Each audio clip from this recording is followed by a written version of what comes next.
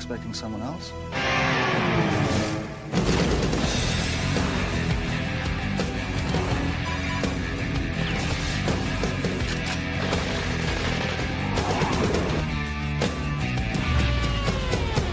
No more foreplay.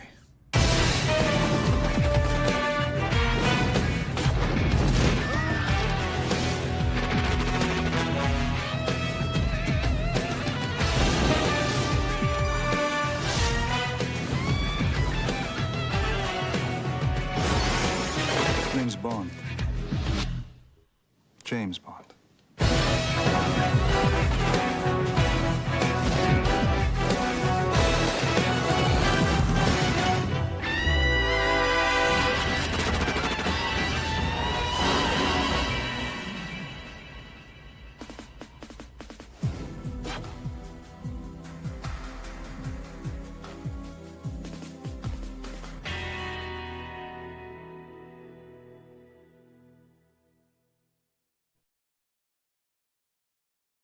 Greetings, salutations. This is the 30th anniversary celebration of the pinnacle, one of the four pillars, in my opinion, of men's adventure fiction for all times. This is the 30th anniversary celebration of GoldenEye, the James Bond film that was the genesis for a lot of us fans who grew up in the 90s and beyond that and all that kind of jazz.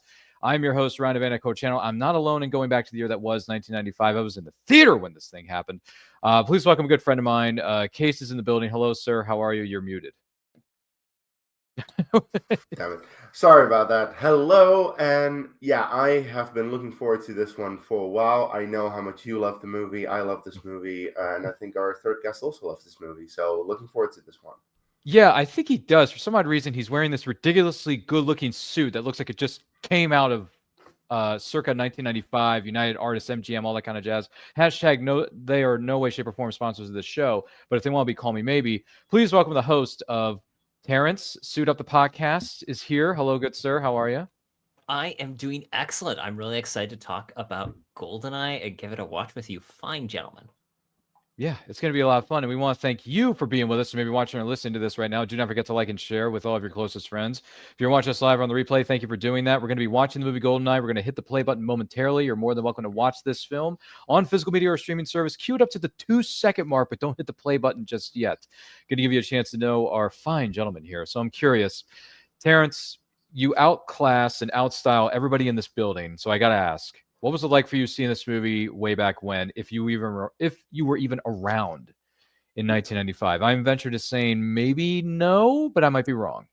I was born in 1995, guys. Woo! So like this film and I have the same age, which is kind of low-key terrifying. But when I think I watched this one for the first time in the 2000s. It was around Skyfall. I think I went through and did like a full Bond because that was the 50th anniversary of like the series. Nice. Excellent. Wow. Some of us are dating ourselves here. Good Lord. Terrence, thanks for making me feel a lot older than I already was. So, Case, what was it like for you seeing this for the first time, whenever that may have been?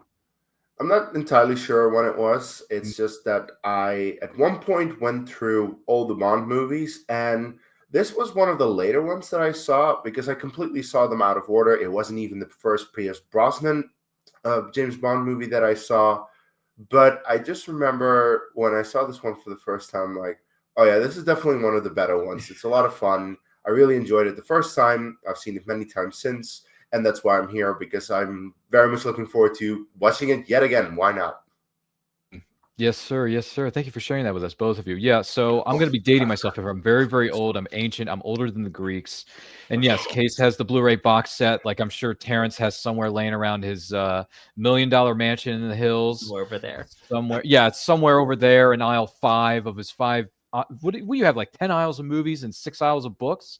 It's ridiculous. Last I counted. It looks like in the librarians movies where they just like turn on the lights and it just moves through. Yeah. Moves through from one end to the other. Yeah, exactly. It's mind-boggling to me. So to really date myself, I remember seeing this in the theater with my dad. Dad, I love you. I miss you. He's the one who introduced me to a lot of different properties over the years, and he's the one who took me to the movie. So that's something my dad and I shared when I was growing up. And I remember seeing bits and pieces of Goldfinger on television when he was watching it, whether it was on TV at the time or VHS. I think we had the VHS tape at one point of Goldfinger, and that was his favorite. That was his jam, Sean Connery. And I'm not trying to and I'm not disrespecting Sean Connery in any way, shape, or form. I just didn't get it. I didn't get it. Well, I went to this magical world. It's called a movie theater, and we went into the theater and I saw this thing. My mind was blown. The jaw was on the floor for all 2.5 hours of this, Terrence. And I kid you not, I looked at my dad when the movie was over, and I said to him, first of all, this movie's freaking awesome. Second of all, if this is what James Bond is, I want more of this. Like, what is this genre of action, adventure, spy thriller, whatever? Like, I want it all, son. I want it all. So then we went and saw all the Pierce Brosnan films, and unfortunately, Dad wasn't around. He passed away before Daniel Craig's run with Casino Royale in 2006 had come out. So, but hey, you know what? He was there in spirit. That's all. Then, and he's always going to be with us. So that's all that matters. So, but I would have liked to have had a conversation with him about Daniel Craig's run. I'm very curious to hear what my dad would have said about that. But Dad and I enjoyed seeing all the Pierce Brosnan films. It's been very, very good to me. GoldenEye, I watched it so many times on VHS. I kid you not, Terrence. I think I almost wore out the tape. I may have almost wore out the tape. That's how messed up and how obsessed I was with this, and still am to this day. I mean, this movie to me still holds up. But anyway, we'll talk more about that later. So those are my 2 cents on a little film called GoldenEye. So with that being said, thank you for the kind words in the chat. We'll bring those up here in a second. But yeah, we're going to go back to the year that was. We're going to go way back into the Wayback Machine, folks. 1995. Imagine yourself sitting in a theater in November, December with friends, family, whatever, watching this great piece of action take place. So we're going to go back and watch GoldenEye in 3, 2, 1, hit play. Here we go. Going back to the year that was. The MGM logo, and then United Artists logo comes up as well. Don't see that much anymore. Yeah, you don't get this logo anymore before a Bond movie these days. No, you really don't. Which is, in my opinion, I think it's sad. Let's see here. People are chiming in like crazy in this chat. They're throwing some. Let's see. Jessica says 100%. Pink Cashmere says, "How dare you have us standing out in the rain waiting for this movie to start?" I'm sorry. Look, we're here now, and the movie is on, so that's all that matters. By the way, Pink Cashmere says, "OMG, who was the hot guy in the green?" That would be me. In case anyone's, jeez, Pink Cashmere, what are you? You're making me blush back here in our other part of the studio. Good heavens. Linked by Kindness says, "Hey, you guys," which is a Goonies reference. Terrence, have you seen Goonies? I did. Okay. I watched it with the American Pulps way back. Nice. That's cool. I Also, dig it. Goonies just released the Lego set as well. Did I they? did see that. Yeah. Now, Terrence, are you going to buy that set and build it? I like the Goonies. I did not love the Goonies. So sadly, that set is not going to end up in the collection. At least But you are going to get the Enterprise, right? We shall see. Okay. I'm married now. I have to get the Lego botanical sets to build. Those are fun as well. I mean, are they though? Yeah, they are. Okay. Oh, in my author bio it says that where I live with my Lego houseplants. Oh, okay. Is that featured in your which bio is that featured? I think is that it's in the latest? I think it's in the last 2, but also I don't know if they've used the correct one. I'm gonna have to look that up. Let me know if you find it. So many people being silly in the chat. But yeah, by the way, this stunt right here to kick off the movie, I looked at my dad and I thought to myself, wait a minute, how is that even possible for someone to just jump off like that and not crack their heads wide open? By the way, could you say "damn"? I know, seriously. I know it's a terrible joke. Yeah, but still, it had to be made. The fact that they were able to do this with the stunt man, and I think they did it on like how many takes was it, Terrence? I think they did this on 1 or 2 takes. Yeah, it wasn't much. Like so the Bond films historically, like ever since the Roger Moore era, they were like, if we open with a stunt, and usually it was because one of the producers seen someone do a stunt in real life and went, we need to get that guy to do that here. And I think that's what happened with GoldenEye, if I remember right. They saw like this big bungee jump thing. They were like, oh, we got to do this. Mm-hmm. Have you guys heard the theory that the first introduction of every Bond tells you everything you need to know about that Bond's entire run? No, I never heard that one before. And got to know. I'm sorry, Pierce Brosnan punching a man out as he cheekily makes reference defines what his character will be throughout. Pretty his much, Bond. yeah. It's pretty, and it's a pretty good entrance too. I mean, Yeah. just crawling through that whole thing and then just lowering himself down and then beg your pardon, forgot to know. And it's like, come on. And it also instantly shows us that this is a different type of Bond from Dalton, who came before this, because Yes. Dalton was way more serious in that. I love Dalton, but he could not have said, "Oh, sorry, forgot to No, look." no, that could not have worked. And I am a little sad that we didn't get more movies with Dalton, because I really love the 2 movies that he has, and I would have liked to see more.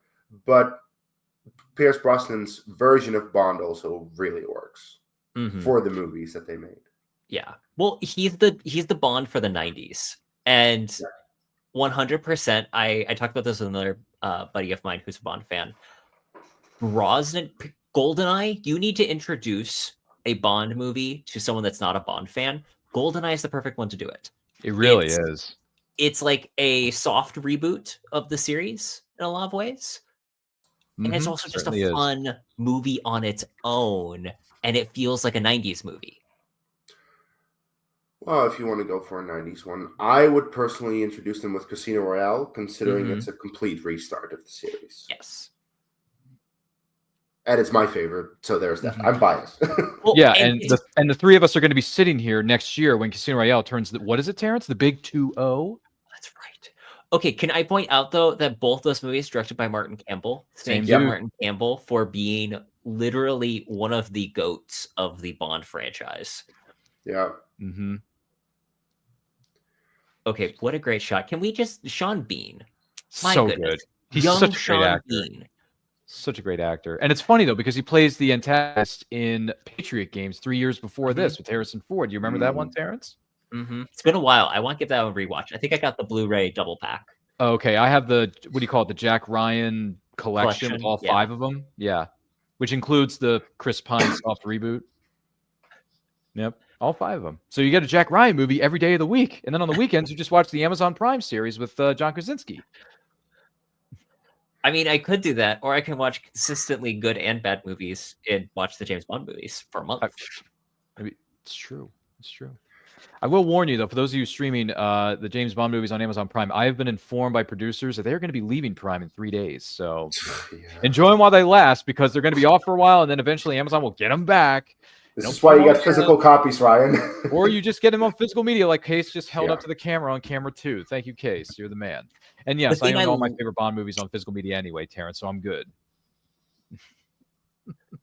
But yeah, Sean Bean he was everywhere in the certain parts of the 90s and definitely 2000s and beyond. By the way, Sean Bean also dies everywhere. Almost. He dies so much in movies. He died twice in this one. Spoiler alert. Well, it's okay. The trailer kind of already spoils the plot twist. Well, not this one. This trailer we played at the top of the show was a teaser. Okay. By the way, that was a good trailer. That was a good trailer. I love that they do the thing where Brosnan walks out and goes, "We're expecting someone else." Because it's such a cheeky thing after he has deposed the previous Bond actor. Oh, 3 minutes. 7, 6. Oh, by the way, he reduced the timer to 3 minutes instead of 6, which is important later on in the movie. Huge Easter egg. See, this is what I've always wanted to know. How did he kill Alec? Or did he point the gun to make it look like he shot him in the head, but he actually shot the floor? Yeah, I probably just shot the floor. That's what I always thought, Terrence. Okay, this is such a great comedic tense moment where he's like walking the creak. No music. Perfectly soundless except for the squeaking of the wheels.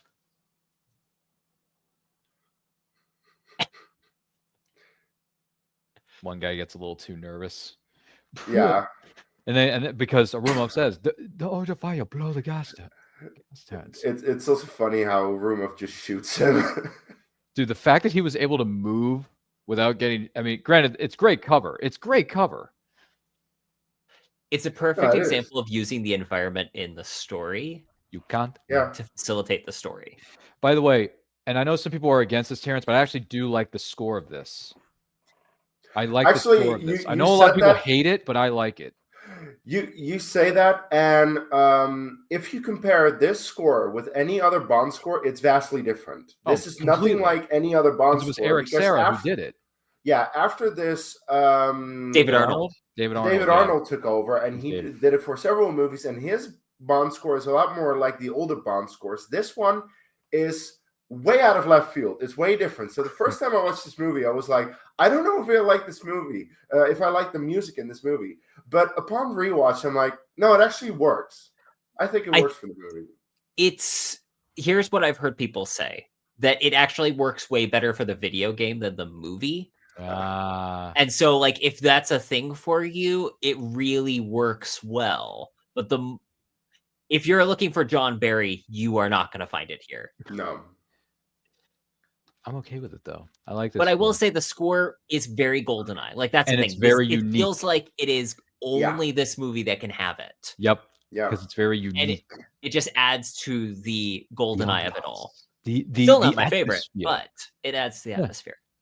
Well, this is a good, that you bring up a good question here, Terrence. What is everyone's favorite Bond theme song for a Bond film? You mean in like the singing part, not song. the instrumentals. I'm talking about an opening theme. What's the favorite Bond opening theme here? Terrence, I'm going to take a hazardous guess and say it's Diamonds Are Forever. No, I'm just kidding. I really like it. Diamonds Are Forever is one of my favorites, but I think that it's hard to. It's either Skyfall or You Know My Name. Ooh, they're just two very awesome. different ends of the Bond spectrum, but they're so good. Yeah, for me, it's You Know My Name from Casino Royale. Casino Royale. Chris Cornell, R.I.P. By the way, Chris Cornell no longer with us. That's look at Pierce Brosnan ain't got nothing on Ryan. Oh my gosh. Oh, thank you, Pink Cashmere. You are too kind. Oh, goodness gracious. This is one of the last movies to really use miniatures to display certain scenes within the film. Is that what you mean? Yeah. Dun, dun, dun, dun. By the way, R.I.P. We're going to miss her too, Tina Turner. Tina Turner. We missed you, Tina. Okay, I love the transition with the gun barrel here into the title sequence, because this is also one of the first the dude that does the title sequences. This is like, I think, his first one. Oh, is it? Because they got really rid of good one. Morris Binder was the dude that did them for like literally through to License to Kill. No kidding. And this is the first one where they started using digital.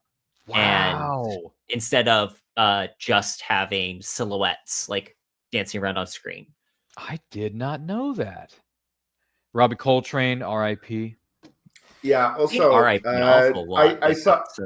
Yeah, I'm sorry, but I mean, we've lost a lot of great talent in the last number of years, and when Robbie Coltrane passed away, I'm like, oh man, he was the first dude in a Bond film that ever made me laugh. When he says, "Tell him, Dimitri." Well, it depends on your silence. Like, it just, Terrence, when we get to that scene in the club with Alina, I missed this. By the way, you always say it wrong. It's Irina. Irina. Sorry. But yes, and that's Minnie Driver. Who'd have thunk? Before Good Will Hunting, she's in this as a cameo, and she looks completely different in this movie compared to Good Will Hunting. Oh my gosh, it's like night and day. Well, I mean, they made her look very Russian. Oh, is that what it was? Okay, I must have missed that part. But yeah, she looks fantastic in that red dress. Was it a red dress? It was a red dress, cowgirl hat. Cowgirl hat. Yes. Daniel Kleinman. Daniel Kleinman. That's it, Terrence. Oh, yeah. There you go. Daniel Kleinman. And I think he's done them consistently since GoldenEye to today. Oh, really? Today? Oh, okay. Wow. Okay. Well, at least as of No Time to Die. Which the last one that we saw. Yeah. Which, by the way, it's been entirely too long. We need another one. We're not going to get it for a while. No, I'm at least glad that they announced the director. Well, Denis Villeneuve. Director working right now. Denis Villeneuve is going to call the shots. And Stephen Knight, who he's the guy that he's the creator of Peaky Blinders. Didn't he do Daredevil as well? I don't think Marvel he did. The Netflix Daredevil. Or am I getting that mixed up with Stephen S. He did the big thing I remember him recently from is he did like the Rogue Warriors, SAS, whatever. Oh, okay. Never mind. You know, I still have yet to see Peaky Blinders. I gotta sit down and watch that. It's a bit of a tough commitment to start with, in my opinion, but it is worth it once you get into it. Skip the last season. Do yourself a Skip favor. the last season. You'll be fine. Oh, the Aston Martin. The 1964, I want to say. Aston 64. 64. Yeah, 9 years from- later, we flash forward, ladies and gentlemen. We're 9 years later. This is the one from Goldfinger. Oh, it is. It is, isn't it? And I don't know who plays. I the believe shrink. this is also the Lego set that we were talking about. Oh yes. I don't know who plays the woman sent out to evaluate him, but she has some good lines too. You know, being snippy. You know? This is weird music. Look at the This is fame just that straight this up woman weird shot music. to in the 5 years after this. It's insane. Well, actually, no. She was in Rounders 2 or 3 years after this, and then she did X-Men and so on and so forth. And I'm like, whoa. Introduce Famke Janssen, Dutch actress. With a red Ferrari in every garage, Terrence? Is that an ascot he's wearing? Pierce, right? You see that? The green thing. Is that an ascot? I think it is. Is he wearing an ascot? It might I think be. he is. Yes, he is. He is. I just oh my assumed God. it was like layering of like 3 shirts. Yeah. Well, he's wearing an ascot. Who'd have thunk? He's got the sweater, right? He's got the sweater, blue button-down shirt, Terrence, you know. This is what the perfect weekend ensemble looks like. Yeah. These comments in the chat, my lord. They're just I'll be honest with you. These yeah, I'm just saying. By the way, for those of you wondering what the heck is going on, Ryan, you have fans, okay? apparently. And by the way, thank you all. This is the 30th anniversary watch-along celebration of GoldenEye, starring Pierce Brosnan and company. Let's not forget about that, folks. Directed by Martin Campbell, I might add. Don't forget to like and share if you want to watch this movie along with us on physical media or what is known as a streaming service. Feel free to do so. Comment below in the chat. In case, where are we at within the film? We're at 15 minutes and 26 seconds. There you go. 15 minutes, 26 seconds. So cue up your copy to that point and chime in. Fun fact with the bicyclers, Martin Campbell is one of the bicyclers. Oh. Wait a minute, Martin Campbell is? Yeah, he's got a cameo. He's one of the guys that falls over. That's awesome. I had no idea. Oh my gosh. I'm gonna have to keep an eye out for this. See if I can recognize him. Also, yeah, the cyclist being here is the first indication that we're in France. He's the first one, I think, maybe. Oh, is he? Wow. I'm trying to Ladies first.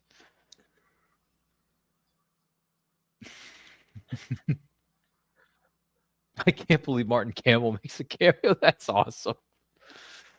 Oh man, what a career that man's had, right? Right, folks. Terrence, he directed the GoldenEyes, the Casino Royales, Vertical Limits, Mask of Zorro, and the much better to forget about Legend of Zorro and Green Lantern.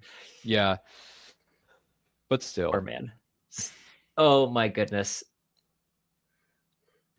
What are you referring to there, Terrence? I'm just Pierce Brosnan intensity. Yeah. If Pierce Brosnan looked at me and opened a bottle of champagne, I don't know what my reaction would be either. Which is fair. Yes. And then the reveal that we're in Monaco. Oh, is that where okay. I wasn't sure where he was when he pulls up to the casino. And the only reason I know this is because I've watched Formula One. Oh, because Formula. Okay, so that's okay. Jessica says, "I love the movie Mask of Zorro." Well, of course you should. It is an all-time classic. But let me ask you this: do you think it's a perfect movie? Oh, no. I think it is. I think it's a perfect film. Beginning, I don't see any flaws in it. Do you, Terrence? I would say that it definitely feels of its era in certain elements, and I think for a movie to be perfect, it must be timeless. Okay. It is very much a 90s movie, but it's okay that you like it, Ryan. No, I don't like it. I don't like it. I never said that I like that movie. I said I love it. For the record, I adore it, but we are guys, this is Baccarat. This is important to the James Bond ethos because Baccarat is the game that he actually plays in the book Casino Royale. And I think The last time they did Baccarat in a Bond film might have been Thunderball. I can't remember if they were playing Blackjack or Baccarat in Thunderball, but point is they haven't used it in a very, very long time, even if they ever have. Look at that suit. I do Look at think, that tuxedo. Look at that. That is perfection. I do think it's the game that Bond is playing in his introductory scene of Dr. No. You're right. Which again is part of the reason they're doing it here, because this is Part a of the soft mythos. reboot of the entire. And it's an inversion of that scene, because instead of it being Sylvia Trench, it's Xenia Janssen. Oh, right. Yes, of course. 7. Madame wins. And the young lady who's standing behind her in the gold dress was actually the winner of a contest where whoever won gets to be featured in the next Bond film. Now, unfortunately, since when Timothy Dalton left and everything was in limbo for so long, that person had to wait 6 years to get a shot at stardom with their cameo appearance in GoldenEye. And here she is here wearing that lovely gold dress. Yeah, it was one of the longest gaps between Bond movies that we've had. 6 years. 6 years, Terrence. Okay, 6 years. Long time. And now we're on 4 right now. How many years are we on now? 4? Okay. Coming up on 5, which, by the way, should have been 5 by now, considering that No Time to Die was slated for 2020, but it was pushed because of COVID. Due to the lockdown, yes. Enjoy it while it lasts. Very words I live by. Xenia featured rather prominently in an article I wrote for Men's Adventure Quarterly on dangerous dames in the James Bond world. Kisses to Die For. Hey, shameless plug, y'all. Shameless plug. Terrence, do you have a copy of that magazine, whatever you can show the audience at home? I realized as we were doing this, I'm like, damn it, I had the perfect plug and I don't have it with me. Darn it. So what kind of drink do you want? The same. How do you take it? Straight up with a twist. I love just the little looks that Brosnan gives. Yes. The little nuances. Now, I will point out on a top. Your accent, Georgian? The fact that she was able to pull off this accent when she doesn't even have one in real life, it's like, that's awesome acting. She has a slight Dutch accent. Very slight. Ever so slight, yeah. The thing about the one complaint I do kind of have. Oh, no. You and complaints? Don't start with me. Don't start with me. Pierce Brosnan's Bond, James Bond, I think is better in the next film. Because I think Tomorrow Never Dies. Yes. That's an underrated film, too. It's much more of a 90s movie than this one even is. Yeah. But he's an admiral. I like a woman who enjoys pulling rank. Nice to meet you, Mr. Bond.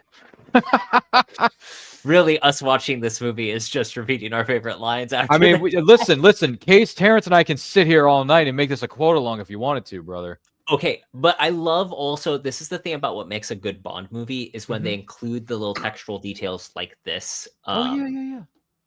Something that's going on. Because again, it enlivens the world that Bond is in. It doesn't feel like he's simply wandering around a blank stage. There's actually things going on outside of it. Oh, he looks so serious. He's channeling his inner Timothy Dalton as he stares down. Yeah, a lot of people have been talking about this over the years too, in the comment threads and other pieces of social media. What would have happened if Timothy was in this, or if he had done a third one and they went into a certain direction? Well, I'm curious. The thing is that I don't think Timothy Dalton would have worked in this movie because his specific Bond is just a bit too serious. For the Bond that they were going for with this one, so they very much, steered in the direction of Brosnan's Bond that you have for this one. I do think it's a shame that we didn't get a third one with Dalton. I would have liked to have seen it. Back then, Dalton's Bond was very controversial, and there were people who didn't like it because it was way too dark. And then when we get the Daniel Craig movies, everyone loves it. And he is pretty much doing Dalton's Bond, a very serious, with hardly any jokes Bond. So I think it could have worked. It's just he was probably ahead of his time back then. Well, also remember that context is very key in this. Mhm. Roger Moore was very funny. The people who grew up, because there are a lot of people for whom Moonraker and The Spy Who Loved Me are their favorite Bond movies. Yep, Spy Who Loved Those Me are especially. people that grew up with that as their Bond, and they don't want a serious Bond movie. No. They Well, Timothy want Dalton someone was who's ahead gonna of his be time. funnier. Yeah, so and Timothy Dalton was ahead of the time. Yeah. There's a book about the lost Bond stories that almost were or Really? potentially were. I'm trying to remember what it's called. was the name of it? Written by Mark Ellis. Mark Ellis? If I can, Yeah. I will send book photo to you at some point. Sure. But basically, there was a potential script or at least a treatment for a third Dalton movie that would have involved, I think, him going to Hong Kong and Really? fighting robots, like animatronics. Basically, it was a and that's like the real short version of it. But yes, that was the distinct. I love that visual like switch over, by the way. It's very Hitchcockian to a certain degree. Yeah, and when you're a kid seeing this in the theater, Terrence, I looked at my dad and I'm like, what was happening there? Yeah, and then I realized not knowing when I was younger. Yeah, but then I took a moment, Terrence, and I realized, I think I may have to wait a little bit before someone actually explains to me what the heck was going on there in that last scene before we got to the boat scene. But you know what? I can wait. I'm fine. And then, what was it? I think it was 3 years later, we got the scene between Catherine and Antonio in the barn. And I realized, oh, yes, so makes that's so much what more that sense now. was. Okay. And then Catherine Zeta-Jones just became everybody's crush at that point. So it's like, okay, I'll take it. I'll go with it. By the way, Ryan, all you need to know about that scene is that Xenia has some killer legs. Yes, but she was also on top of things. She was taking care of business for her boss, whoever it was. See what I'm trying to do here? I'm trying to sound professional without actually going into what the context of the scene was. So there you go. That helps. And it's funny, though, because in The Living Daylights, they hint at her character. Yes, they do. They make that comment. And actually, that's the way a lot of the Bond scripts go, is they'll have an idea or two. In the next film, Stampa was supposed to have like no feeling or sense. Like, anytime he felt pain, it was supposed to be like a pleasure response. The original script had been. They liked the concept but never really used it in the movie. So they instead factored into who Renard is in the third one when he can't feel pain anymore. Ah, I see. Oh. Also, yeah, that's. I love Pierce Brosnan's double-breasted jacket, although he doesn't have a hide. Is that what you wear on the weekends normally, Terrence? If I can. I'm wearing my double-breasted right now. I just can't see it in frame. Oh, boy. And by the way, we want to give a shout out to the Really 007 podcast because they conducted an interview with this man who was the boat captain, and they also conducted an interview with the gentleman who runs the computer facility when Natalia is trying to communicate with Boris after she escapes. Yeah. So check out the Really 007 pod on Instagram, if I'm not mistaken, though, there, Terrence. I was supposed to put fans back at the Battocks. They kept going to heaven. Not yet. And I'm like, ooh, that's not the best way to die now, is it? No. I mean, of the options we've been presented so far. I know, right? Oh, boy. Gee, Pink Cashmere says, Ryan, you are perfection. Wow. Okay. See, we're getting some very strong words. You have a number one fan in the chat. Yeah. I think there's a lot of fans of this material, or maybe it's just me. Apparently, Terrence, maybe I've suited and outclassed you. Hey, that is okay. I cannot compete with your charisma at the moment, and that is all right. I mean, it's the beer. It has to be because it's No Shade November. Hello, ladies. Terrence, how does it feel to be outsold, outclassed, outquaffed, and generally outdone in every way? As Jim Carrey would say in the Val Kilmer film Batman Forever. How about them apples, Terrence? Oh wow, that's a pull I haven't thought of in a while. There you go. See, the more you know. You're welcome, Terrence. How do you know that it's cold? Well, there are sled dogs. Also, it's Snowy and windy. Is that what it's It's called? Siberia. Oh, that's true. That's true. And here we are introduced to some supporting roles here. Yeah. Well, I mean, the main Bond girl, I don't think that's necessarily supporting. Well, I mean, it's, yeah. And don't forget Boris Grishenko. And then he plays Nightcrawler 7 years later. It's amazing. Mm-hmm. It's amazing. It's amazing. 8 years. Sorry, 2003. And he plays such a good. He has great range. This actor, Alan Cumming. Alan Cumming, yeah. Anya. Boris. What? I thought they posted on the internet. No.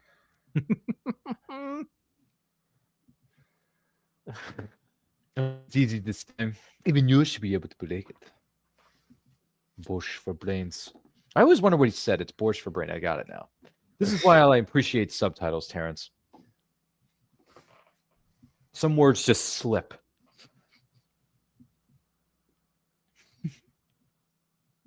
Knockers. It wasn't nice to call somebody a geek in 1995, but nowadays you can call anybody a geek and get away with it. Mm-hmm. Actually, I'm proud of being a geek. I know that's what I'm saying, Terrence. Like in '95, no one really thought much of it, but nowadays, we're all members of the same family. Really, I think this is one of the better examples of let's use the internet in its early days, or let's use the computers in their early days, and it doesn't feel. I mean, it feels dated, but it doesn't feel out of place. Like, oh, cringy. They thought the internet could do It this. feels of its time, and you can accept it. No way. Like, I mean, when you're gonna watch an old movie with old technology, you just need to accept the fact. Yeah, the technology is gonna be older. Get over it. Mm-hmm. Well, look at Wall Street and the brick phones. Mm-hmm. With Michael Douglas. Anybody? Yeah, he was carrying a brick phone. And Zach Morris, he had a brick phone on that little sitcom called Saved by the Bell. So that was early days of cell phoneage. Phone. I just rewatched Lethal Weapon, and I was really? looking at like the big brick case phones that they're lugging around. I'm like, were You those remember used that? in World War II? Yeah. And that's where we get the iconic line. I'm too old for this shit. Quick question though. Favorite Lethal Weapon movie? The first one. Oh, well, the one? second one. I think I like rewatching the second one more. Okay. Because I was going to say Lethal Weapon 2 to me is the best. Yeah. Definitely the best. One, they were kind of experimenting. They were finding out what this was going to be, really. And then in part 2, they just kind of leaned into it. Yeah. Mm-hmm. Yeah, the second one was way better. Smoke break. Was it good for you too? Getting some coffee. I'm going for a cigarette. Well, he chose the right time to go for a cigarette. Yeah, there's your Tiger helicopter. There's the missing tiger. That is a good-looking helicopter, I will say. Tiger, like tiger, burning bright. There you go. It's going to be unfortunate when it blows up later. Much later in the movie, though, not now. But still. I don't know. We'll get there. Yeah. I love that she replaces the hat. That's another fair point. Oh, yep. About the costuming. I thought the costuming in this movie was well done too. Mm-hmm. I mean, James Bond films usually have that. Great costumes, yeah. The only one, ironically enough, that I think has the worst costumes is License to Kill. Because really? Well, it's the 80s. And yes, they're 80s suits, but the fact is they're 80s suits. In like you look at right. It's the difference between License to Kill and Living Daylights for how well suited Timothy Dalton is night and day. Well, okay, so you point out the suits that Dalton was wearing, but I raise you some of the dresses that the girls are wearing in that movie. I do think those are very good. Not going to disagree with you on that point. Oh, my Lord. Oh, boy. Now, just out of curiosity, because I know you got 6 billion books behind you, have you read every single Ian Fleming James Bond novel there is? Yes. And how many times have you reread all of them? Several? I've reread my favorite ones at least 4 times. The ones that I have the least interest in, like, I just am rereading the Diamonds Are Forever book because the Yes. book kind of sucks. Oh, the book is okay. I mean, the movie Fair isn't great case. either. Yeah, the movie's But okay, but you know. the movie was my first Bond movie. That was So his first I have, one, okay. Case. That was his I have first that one. nostalgic affection for it where I'm Yep. like, if I'm sick or I had my wisdom teeth out, yeah, I wanted to watch Diamonds Are Forever because when else am I going to watch it with zero critical Mhm. thinking? I mean, you know, and trying to think, what was You get a the look of confusion on the general's face. yeah, and then the Bond girl's name, what was it? Tiffany Case with Jill Tiffany St. John, if I'm Case, not mistaken. Jill St. John, who Yeah, shows man. up as the hench girl in the very first episode of the 1966 Batman Adam West TV show. Is that right? Yeah. I was not aware of that.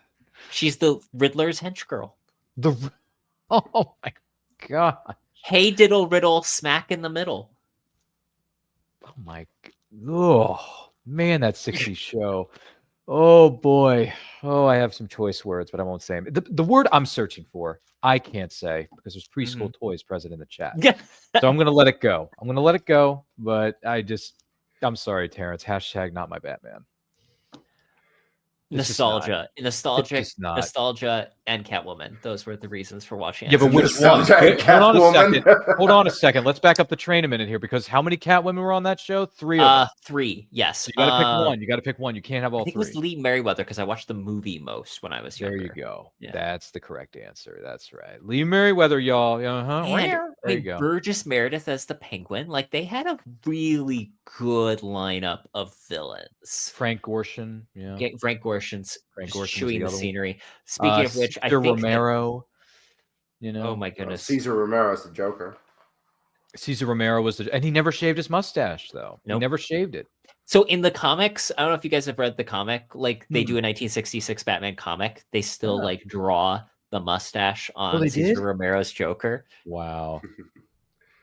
I didn't know that part either. I knew there was a comic series, obviously, but I just didn't know that they kept the mustache look of the character on him. That's,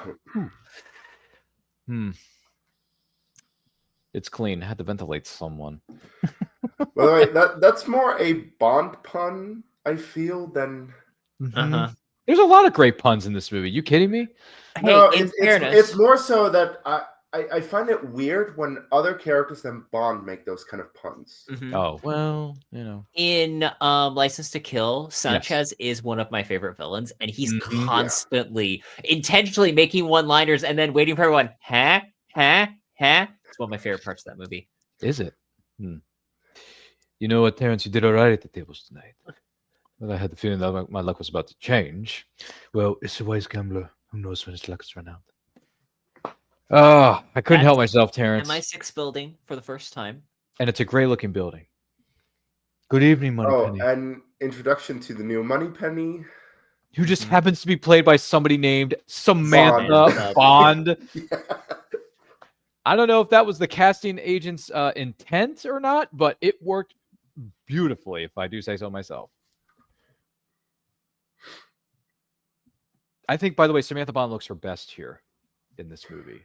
Yes. Her absolute best. I was on Yes. We went to the theater together.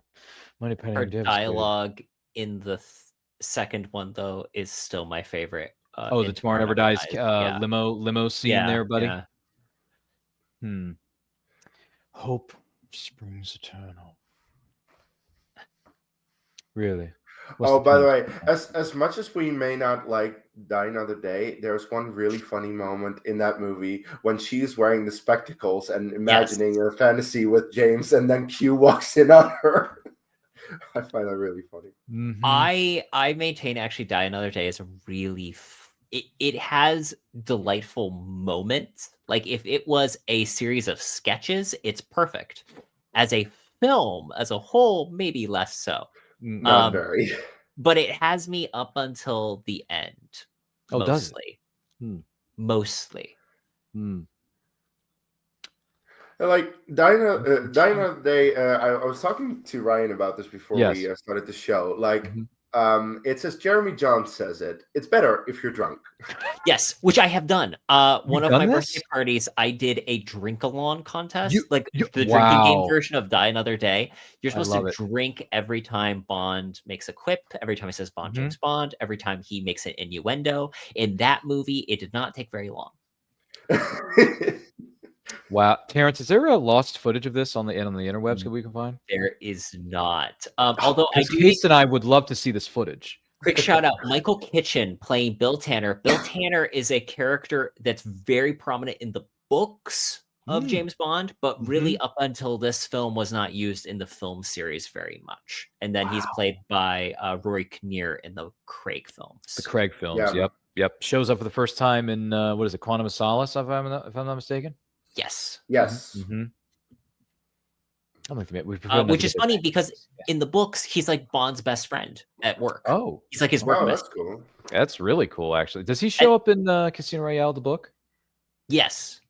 So Okay. the only reason why that's part of the reason why I love in the film when he's like the evil queen of numbers, because they really feel like they're work bros. Yep. Evil Yeah. Queen of Numbers won't let you play it. He was saying.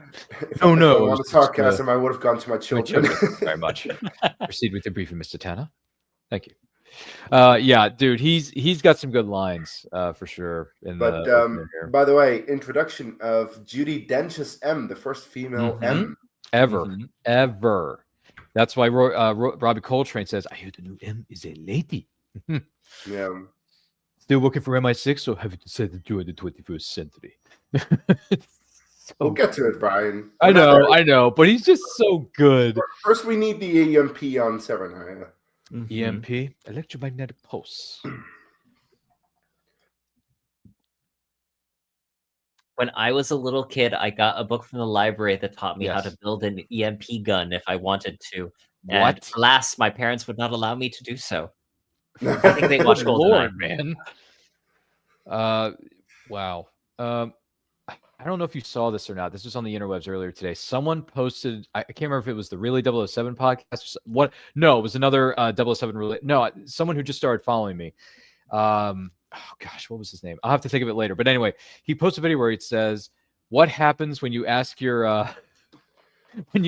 wife to make things look more Bond-ish in the house?" And I'm trying to think of, it was the line from it wasn't the EMP, it wasn't this scene right here. It was, oh gosh, what was it? Oh, I'm blanking on this, Taryn. I'm so sorry. But it was so hilarious. I was like, yep, that's what happens if you try to make your house look more like a Bond set and the wife doesn't want it to look that way. Oh, it was she doesn't let him do it, and then he remarks to her, "Bless your heart." Drops the licensing gift on her. I'm like, oh my Lord, that's genius. That's genius. Honestly, it really is. This is such a perfect moment where she's the tension of is she going to Yes. get crushed, because we're still early enough in the movie. Mhm. Who knows what can happen to her? It's these comments. Good What Lord. is happening in the I know. chat? I'm just reading it. Listen. I'm gonna give both of you some context here. So for those of you who are not familiar, there's a social media app that's been around for a number of years now. I think it started right before the pandemic. It's called Clubhouse. So on Clubhouse, there are these different rooms you can go into and voice chat with these other individuals, similar to what we can do on what do you call it? Discord with our Men's Adventure Fiction family that Terrence and I and many others are a part of. So I've been what do you call, plugging my podcasts for the last 2 weeks. And every time I say, hey, I got a show this week, I got this, I got that going on. Like, well, wait a minute, what time is it? When does it start? I'm like, well, normally it's on Friday, 7 o'clock Eastern time, because I know a lot of you live in different time zones, respectively. No, the comments, just take a breath. But anyway, someone's asking a very long story. Ryan, are you cheating? No. So here's the answer to the question. I've been talking to all these wonderful supporters of mine, and one of them, Jessica, Cora, Pink Cashmere, I'll let that one slide, among others, and they're very vocal about supporting the podcast, and sometimes they just throw out these zingers that are just off the beaten path, but we welcome them anyway. So it's all meant in good fun because it's kind of an inside joke between myself and everybody who's involved in that room on clubhouse.com. So that's just a different situation. It's kind of like Discord, Terrence. If you and I were talking about something that Grayson, myself, you, Brina, and everyone else was talking about in the lounge the other night, and we say it to Case is going to be like, what the frack does that even mean? Like, well, it's an inside joke between the people that we know of in the Discord server. But yeah, they're just being silly. That's what they're doing. Obviously. They're being silly, Case. That's the honest to God truth. They put this Bond girl through the ringer right at the beginning. Surely did. Yes, Natalia Semyonova. Yes, they put Natalia through the ringer. Yes, 100%. Good God. 2 of the MiGs are down. Look at how wide Pierce Brosnan's tie becomes. That is a tiny knot and a very wide tie. Are you saying that it's not a very good looking outfit for him, or are you saying it's just I would go odd? if for and granted this is a thing that happens in the 90s. I would have used like I preferred the half Windsor. I think he should have gone to the half Windsor or full Windsor, not the hand and a half knot, which I think is what is there. Oh, is that what? Okay. You know, me critiquing the famous the style of how someone dresses, considering the fact that Terrence eats, sleeps, and breathes in a suit every night. Suit jamas, they're a thing. Suit jamas, are they a thing? Really? Are they on Amazon? Can I get mine? Can I get? Oh one? yeah, you could get. All right, let me look this up. Give me a second. Hold on. I'm going to look this up while we're sitting here in our studio. Suit. Oh my gosh, Terrence, I think you're right. It's How I Met Your Mother. It's a joke that someone actually made. God bless them. Oh my gosh. Barney legendary pajama suit, silk pajamas. I'm serious. I'm looking at it right now. Yeah, no, I remember it now. I've seen How I Met Your Mother several times. Oh my gosh, Terrence. This is unprecedented. I joke that the twin foundings, like the godfathers, the patron saints, if you will, of the Suit Up podcast are James Bond and Barney Stinson. I would not be surprised. Currently, the silk suit pajamas that are a Halloween costume are going for a rousing $60 each. So there you go. And it also says it says dry clean only when it comes to caring for the clothing. So obviously. Okay. Wow. $60, Terrence. There you go. The more you know. Jessica. Never mind. Prime Minister talked to Moscow. Said it was an accident to a routine training accident. Governments change. The lies stay the same. Still relevant 30 years later. It is. I mean, I think it's been relevant since the 60s, personally. It's been relevant since the dawn of time, let's be fair. Do you think it's the dawn of time? Do you think it's the dawn of time? Maybe. I don't know. I've read Greek myth. Yes. My favorite part of the Odyssey is if you take a shot every time, it says Odysseus lied. He will be very, very drunk by the time you finish the epic. That's another thing I haven't read in my TBR list is the Iliad or the Odyssey. Both are amazing. Haven't read them. Which one comes first? Is the Iliad starts first? Yep. Okay. All right. So should I get the?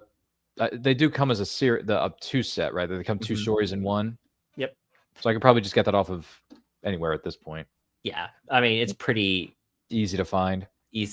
I will say I prefer the audiobook version just because it's more enjoyable to listen to it because it is as poetry. It is meant to be spoken aloud. Is Brad Pitt, Eric Bana, Orlando Bloom, and Diane Kruger the voiceovers of these characters? No, tragically, no. Darn it! Because I've been watching these clips from Troy the last couple of weeks on YouTube, and I've been posting them in our Discord. I adore that movie, and again, Sean Bean, fantastic role as Odysseus. Does he die in that movie? No, actually, no, he does not. Because I remember this movie. No, that's a shock. Troy. And I've seen both cuts of it, the theatrical and director's cut of Troy. So I know what happens. But yeah, that's one of the movies where Sean Bean doesn't get killed off in the end. And the other thing is, he doesn't get killed off in National Treasure either because he just gets arrested at the end. Right, yeah.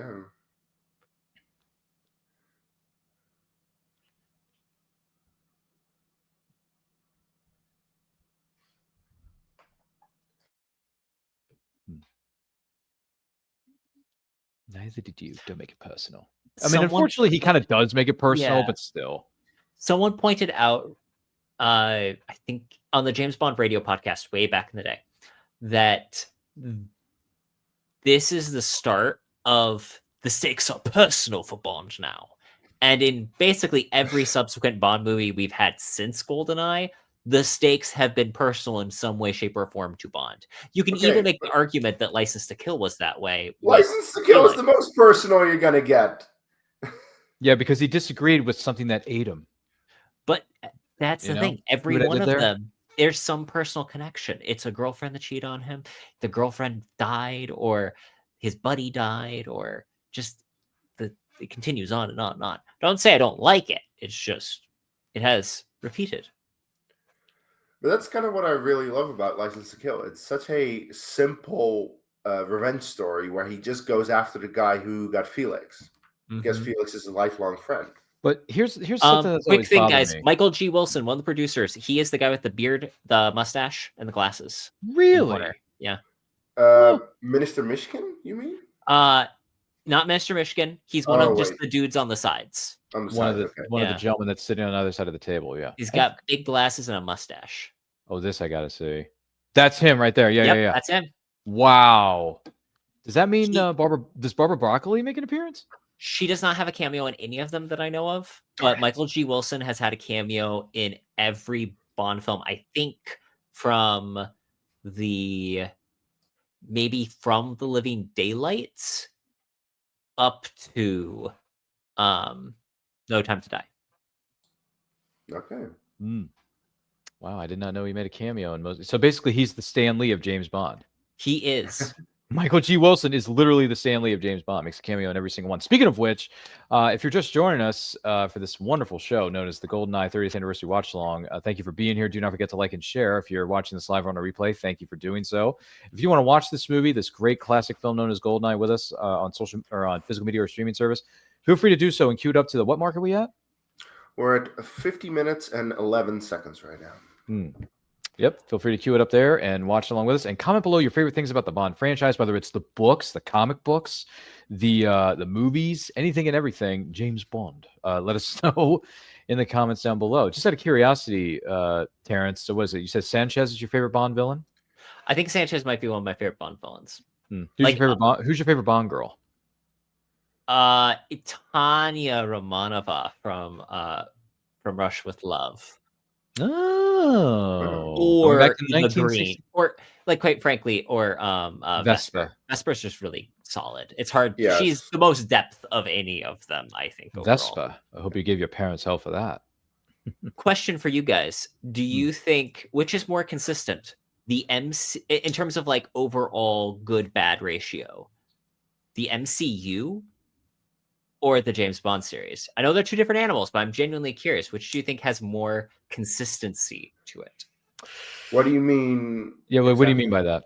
So, there are a lot of good movies and not great movies. So, which do you think has a more consistent amount of good movies?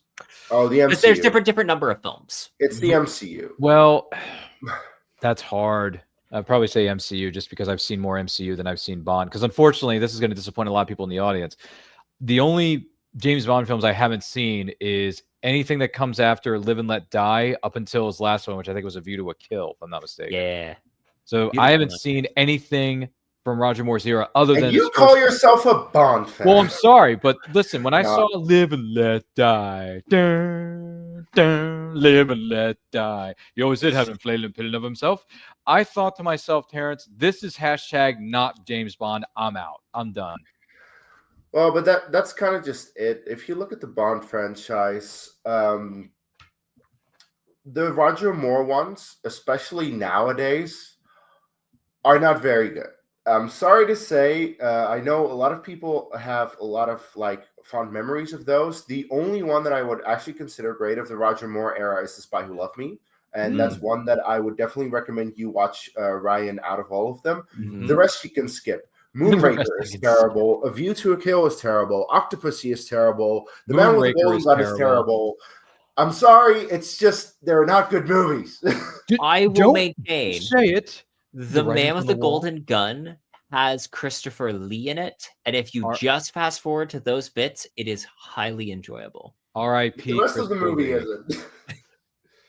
By the way, this whole scene between him and Q, I love it. 2.5 minutes of pure Mhm. gold. Honestly, don't touch Don't that. touch that. It's my It's lunch. my lunch. Desmond Llewellyn was in every Bond film Except from Dr. Russia No. with Love up to Die Another Day. no, Or no. no, World's World's Not Not Enough. World's Not World's Enough. Not That's Enough. it. He Sorry, died. 99. Mm-hmm. Joe Don Joe Don Baker, however, he Baker. was in Living Daylights, son. Why do we have an actor who died in a previous Bond movie appear in another Bond movie? Because Barbara and Michael liked him. Yeah, I get it. Oh yeah, Terrence, what are you, the weatherman? For crying out loud, no stiff ass Okay. secret codes in your passwords. Trying to explain to my wife who this character is when she's like, didn't he show up in the other one? Yeah. Technically, Like, yes. you just don't acknowledge it. Move on. He was Whitaker in Living Daylights. Brad Whitaker. The arms dealer. Whitaker. After you, John thank Avery you. Whitaker? Like you said. Drop it. All right. In London, April's a spring month, whereas in St. Petersburg, freezing our butts off. Is that close enough for government work? And then actually his character appears again in the next movie. Yeah. Yeah, but then we never see him again, which is so sad. No. We never Okay, saw him in World's quick, Not Enough. Guys, doesn't Brosnan's hair make him look a little like the guy from American Psycho at the moment? Oh, you mean Patrick Christian Bateman? Bale? Patrick Bateman. His hair, he's got Patrick Bateman hair right now. Okay. My name is Patrick Bateman. Jack Wade, CIA. James Bond, stiff ass. That was a nice move. Nice. She's a little ugly, but she gets you there. Hey, Bond. Oh, You do any by gardening? the way, I have It's a so question. random for him to ask that. My God. It is very random. So I have a question random. for you guys because we were just introduced to the car for this movie, and yeah, they decided to go with BMW for the Pierce Brosnan movies. What do you All guys of think them. of that? 550, So the 750. Reason why, according to what book? I have watched on the behind the scenes, behind is the that basically they were waiting for a car company to negotiate a deal with them. No one wanted to work with them until BMW basically stepped in at the last minute. They weren't going to really have a car until then. Oh, That they were going to make like the I didn't know gadgets. So that. the BMW is thrown in at the last minute. That's also why it doesn't feature a lot in the film Huh. in the action sequences. okay. Wow. And he doesn't even use it anyway. He just uses it to get to Cuba. And then once he gets to Cuba, And he just Wade gives takes us- it away yeah, from Wade. him. Wade just drives off with it and he says, I'm just going to go bombing around in it. Precisely. Next KGB tough mother. Got a limp on his right leg. Name's Valentin Dmitrievich Sikorski. Yeah, you know him? I gave him the limp. And shout out to Really 007 Pod. They did an interview with the gentleman here who runs the IBM's facility here. There And he is also said that she was great to work with, Isabella Scorupco. Which I'm not surprised. She's one of the Bond girls that when I see pictures of her as the model, like around the time, I'm like, Oh, that's the same woman. Like they genuinely did a good job of not just casting her and going, be hot, which is what is the mission statement given to most Bond girls when they are cast. Like she actually gets to act, which is really fun. Well, yeah, and I actually think she's a very good Bond girl where you don't really see like just a pretty girl. She actually has a role to play, and she is like pretty capable. She knows how to disarm the weapon. It actually reads really well like a novel in terms of her role in the story. She's actually needed, which is more than you can say for most of the Bond girls in the series. Yeah. Anyway. Yeah, and oh yeah, go ahead. I'm sorry. Oh, that's the thing. Like a lot of the Bond girls are just pretty face. This is also once again why I like The Spy Who Loved Me, because the Bond girl has a bit more to do than just be a hot girl. What was it? The Isabella Scorupco, Martin Campbell, they're good buddies because she went on to star in co-lead in Vertical Limit 5 years later with Chris. Yeah, have you ever seen Vertical Limit there, Terrence? No. Chicka out, man. It's a great winter movie. You'd like it. You should. I'm serious. Look, it's She's streaming also in the Dragon movie with Christian Bale and Wait a minute. Matthew McConaughey. Is it Dragonheart? No. Which one is it? I'm trying to remember. It's on Dragon Take Over the World. Gerard Butler has a early small role in it. 2000s. What the heck was it again? Shoot. It's like Rain of Fire. Rain of Fire. yeah. That's it. Okay, she's in that? Wow. She's in it. Okay, I'm gonna have to look this up now because I've always been a fan of Isabella Scorupco since circa '95. There you go, case in point. So yeah, I got to look up the It's 95. Ryan, I wonder why. Yeah, I wonder why. I'm just because I had no idea who she was until I saw this movie. I had no idea. Yeah, that's fair. So, In fairness, she had a better career like post being a Bond girl than a lot of Bond girls do that aren't really known before doing this stuff. Yep. This is a good set or good on-set location too. This church here. This is really good stuff. Mysterious with the shadows and the lighting, Terrence. For it not having anything to do with the Ian Fleming like source material, I don't think they use any of the actual like these are from the Bond novels, which they try to work in most of the films. It feels very Cold War. It feels very much like Ian Fleming could have written something like this. Yeah. I do find it funny how, despite the fact that the Cold War was over for several years at this point, this is one of the most focused on still the Cold War.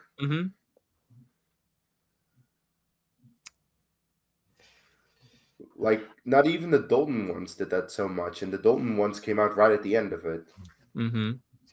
There we have him. And Robbie. like, for me, because Ryan, you know him from this movie, but for me, I was like, oh, that's Hagrid, because I had seen the the Harry Potter movies so many times. Only So- so, use such a gun. yeah. Who would kill two of them? Lucky me. I think not. He's so good, man. And by the way, this music is literally like strangling a cat. I'm sorry, but it is not very good music. Yeah, she sings terribly. It's like, I'm sorry to say this, but it's just god awful. But that was the point. It's a point, man. It's a point. Stand by your mom. I mean, come on. James Bond. Nice suit, Pierce. You hear the mic as well. I love his suit in this sequence, Terrence. I love his suit. Shaken, but not stirred. So you have lost your delicate sense of humor, Valentine. What do you need for an audience? Who's strangling the cat? Strangling cat.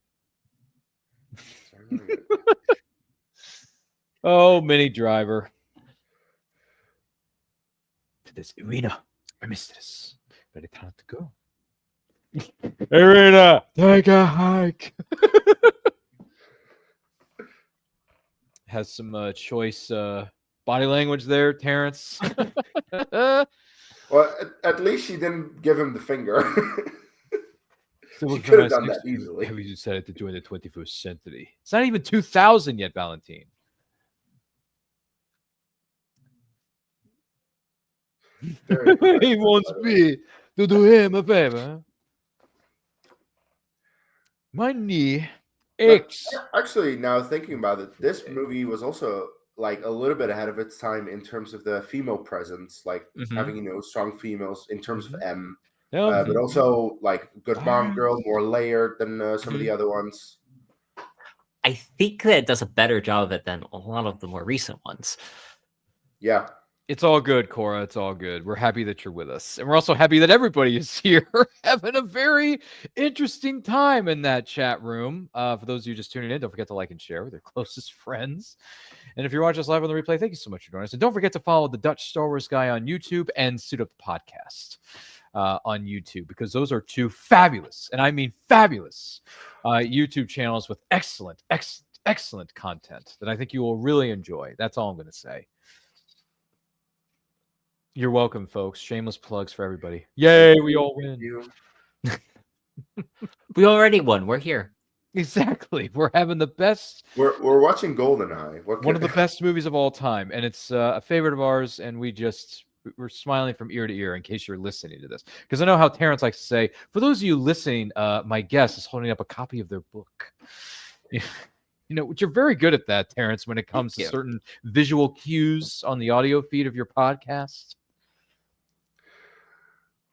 But I never really liked the fact that like Zukovsky is so chummy with him right after he literally just tried to shoot him. 3 times, I might add. 3 times. Exactly. Like 3 times. it's a Face. bit of a quick turn. Maybe it's because he said he was going to meet him at the parlor 4 o'clock that afternoon, right?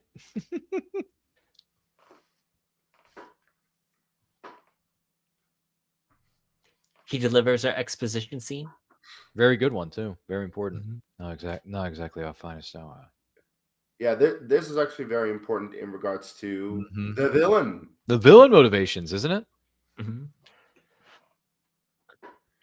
Grand Hotel Europe. That's the name of the wonderful place we're going to get a really heck of a scene in. And of course, there were certain things in that scene when you're a certain age, I didn't quite understand what was going on. I looked at my dad. And I'm like, what are they? Don't watch a Bond movie when you're too young. I know that's what I'm saying, because I looked at my dad and I'm like, what exactly are they trying to do here? And Dad's like, worry about it when you're older. I'm like, okay, cool. We'll explain it when you're older. That's what I'm saying. He was basically, in no uncertain terms, kind of getting to that point, and I'm just like, okay, Dad, whatever you say. The awkward moment of being a father. I know, right? Brother, we had some interesting times sitting in that theater for those 4 Pierce Brosnan films, man. Let me tell you. Oh, especially the later ones. Like, I think that of all of... is it? I'm trying to decide if Tomorrow Never Dies or this one has the least innuendo. But once we get The World Is Not Enough, and especially Die Another Day, it just skyrockets in volume. Yeah. The gun. Come on. That depends on your definition of... Look at that look she gives him, like, whoa, wait a minute. Close enough. And fun fact about this scene, ladies and gentlemen, ribs were actually bruised, if not broken, when they were filming this, according to Famke Janssen. And I'm like, wow, they really took this seriously, didn't they? No stunt doubles were used. Well, I mean, usually when you have like a scene like this in a movie, then the actor should be able to act it out fine without much of an issue. But, well, as I said, she has some killer legs, doesn't she? Yes, but there were some ribs that were bruised, if not somewhat half broken, by the time this scene was done filming. And how she's still able to hold on, I don't. Anyway, think you can break me?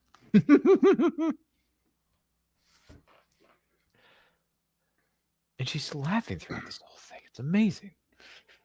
Yep, there's the ribs getting broken. 1, 2, 3, 4, 5, 6. How many is that now?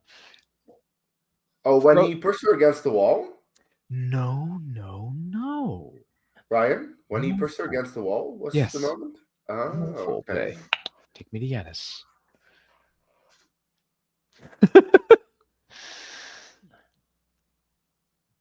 He plays it so cool in one line, and then immediately just goes back to that killer instinct of his, folks. I mean, that's Bond for you. It is. It's a great balance there, is what I'm trying to say. Oh, I love that cold, like, dark silhouette of him. Yep. That shot. Chef's kiss Bond moment. There you go. Once again, the pleasure was all yours. You understand if I don't call, we'll sleep over it. Sweet dream. Wait, I'm sorry. Was this pre Austin Powers? Because I feel like that was. Yes, this was pre. It was because Austin Powers came out in '97, respectively. Terrence. You'll notice they haven't done that move since. I know, right?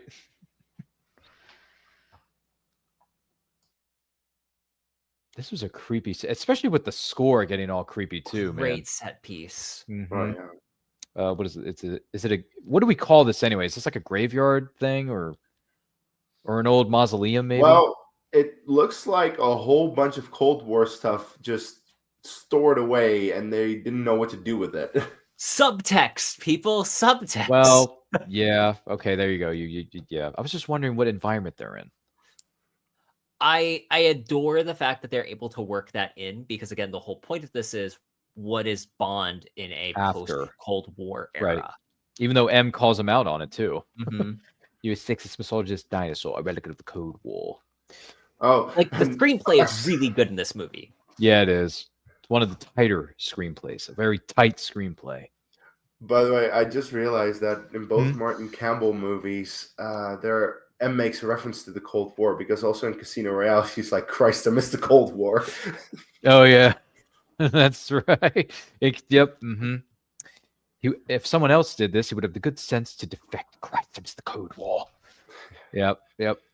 It's too bad we got to wait 11 and a half months to be sitting here discussing Casino Royale celebrating 20 years of greatness. But hey, Terrence will be here for it. He'll be sitting here in the studio. Case, Lord knows he's going to be sitting front row. I have to be here. It's my He's going to favorite be Bond here. I mean, movie. I'm going to save you both 2 seats in the house, and then if someone else wants to make it 4, then we'll have 4 people on set. Who knows?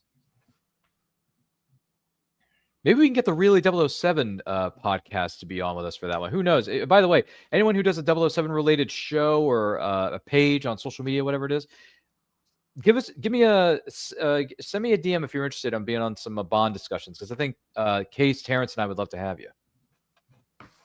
Sure. Mm-hmm. We should do a Bond roundtable at some point. You know what I mean? Okay, but Ryan, before we ever do that, you need to watch the Roger Sure. Moore. Yeah. Let me watch the other 6 freaking Roger Weirdo Moore movies. I get that. Hey. It's For a Your requirement. Eyes Only has some good moments. Okay, fine. For your eyes only is like okay. It's not the worst. Yeah. Okay, but that's the thing. A Bond movie is not judged in my mind by being a movie. It's judged on, is it a good James Bond movie, which is like okay and mediocre. It's a different scale. It's a different scale.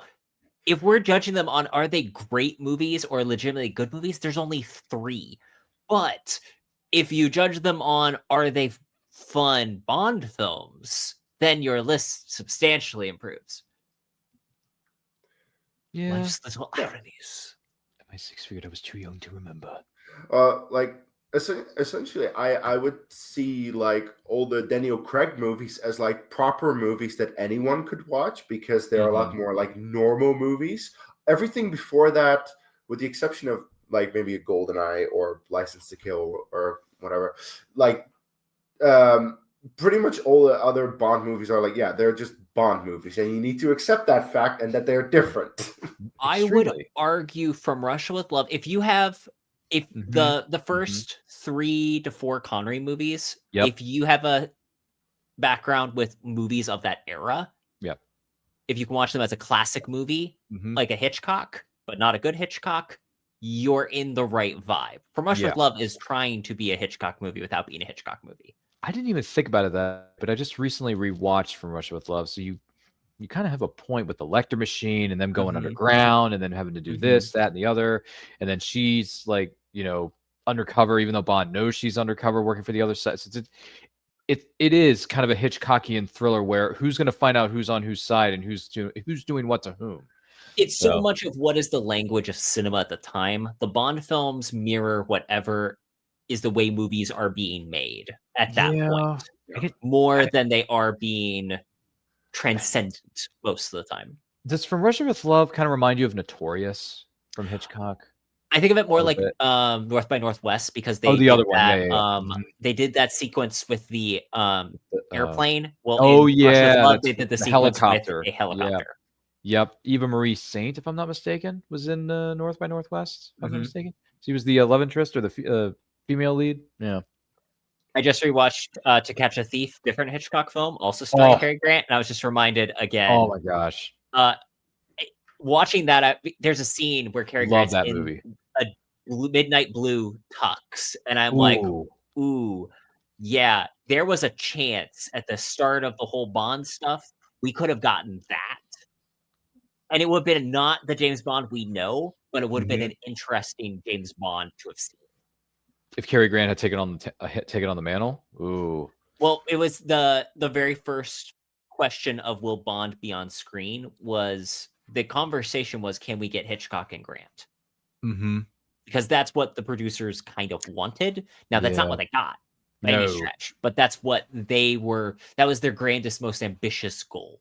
Wow, that's a great film too. That was the first Hitchcock movie I ever saw was To Catch a Thief. To tell you the truth, that's a great way to open up a intro into who Hitchcock is, because Cary Grant and if I remember correctly, it was Grace Kelly and Monaco, right? Dude, she so many great movies. So many great movies. I'm just saying. First of all, she's a beautiful woman. Second of all, she's one of the most talented actresses of old school Hollywood. That is the second thing. And the third thing, Princess of Monaco. Yes. Tying back to GoldenEye. Mm-hmm. That's true. Yes. I see what you did there, Johnny boy. Very, very smart. Very smart. I see what you did there. I want to be like your peoples. That's very good. Yeah. So, yeah, Grace Kelly, what a talent. Great actress.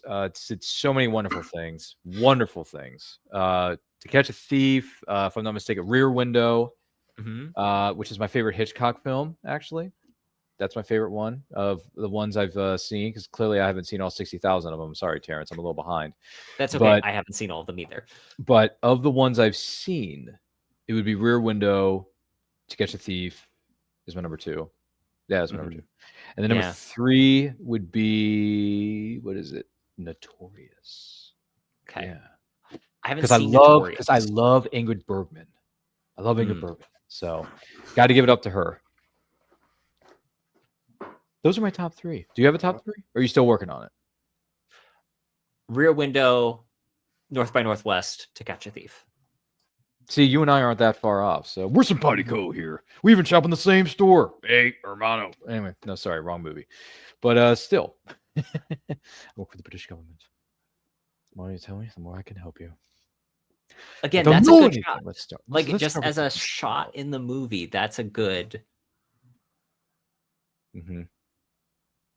Yeah, the lighting is very good in this movie. Anybody notice that?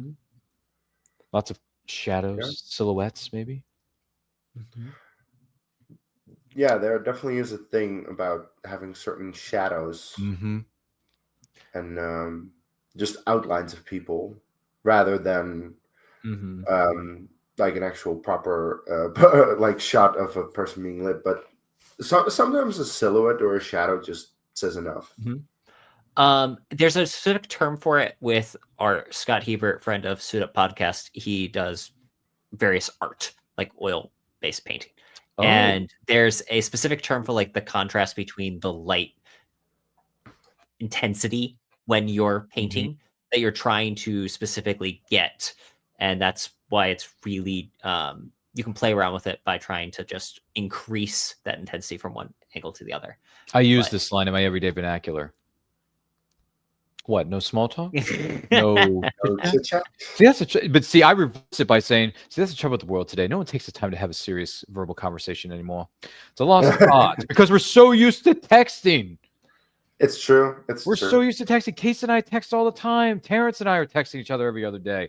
And hey, like, I mean, you have to let me know what the next thumbnail is that I need to make. Well, that's true. Because by the way, and a shout out to Case, Terrence, because he's made all these overlays, all these backgrounds, all these thumbnails. Everything that's made the show look 10 times better than it was a couple years ago is because of this young man right here. Hats off, Case. Great job. Thank you. Because the graphics are great, and they're going to continue to be great because he's a badass and he's the man. So, Case, and I decided to pay €70 for the Adobe package every month, so now I have Photoshop. Oh, it's so much money, by the way. It's so much money that stupid package. So that's what you've been using. Okay, I am. But it's great though. It's fantastic, and the thumbnails have spectacular. So. My hats are off to you, good sir. I've already made a couple for the new year for the Watchalong. It's going to be fun. Oh, right, because of the schedule's been laid out. Yeah.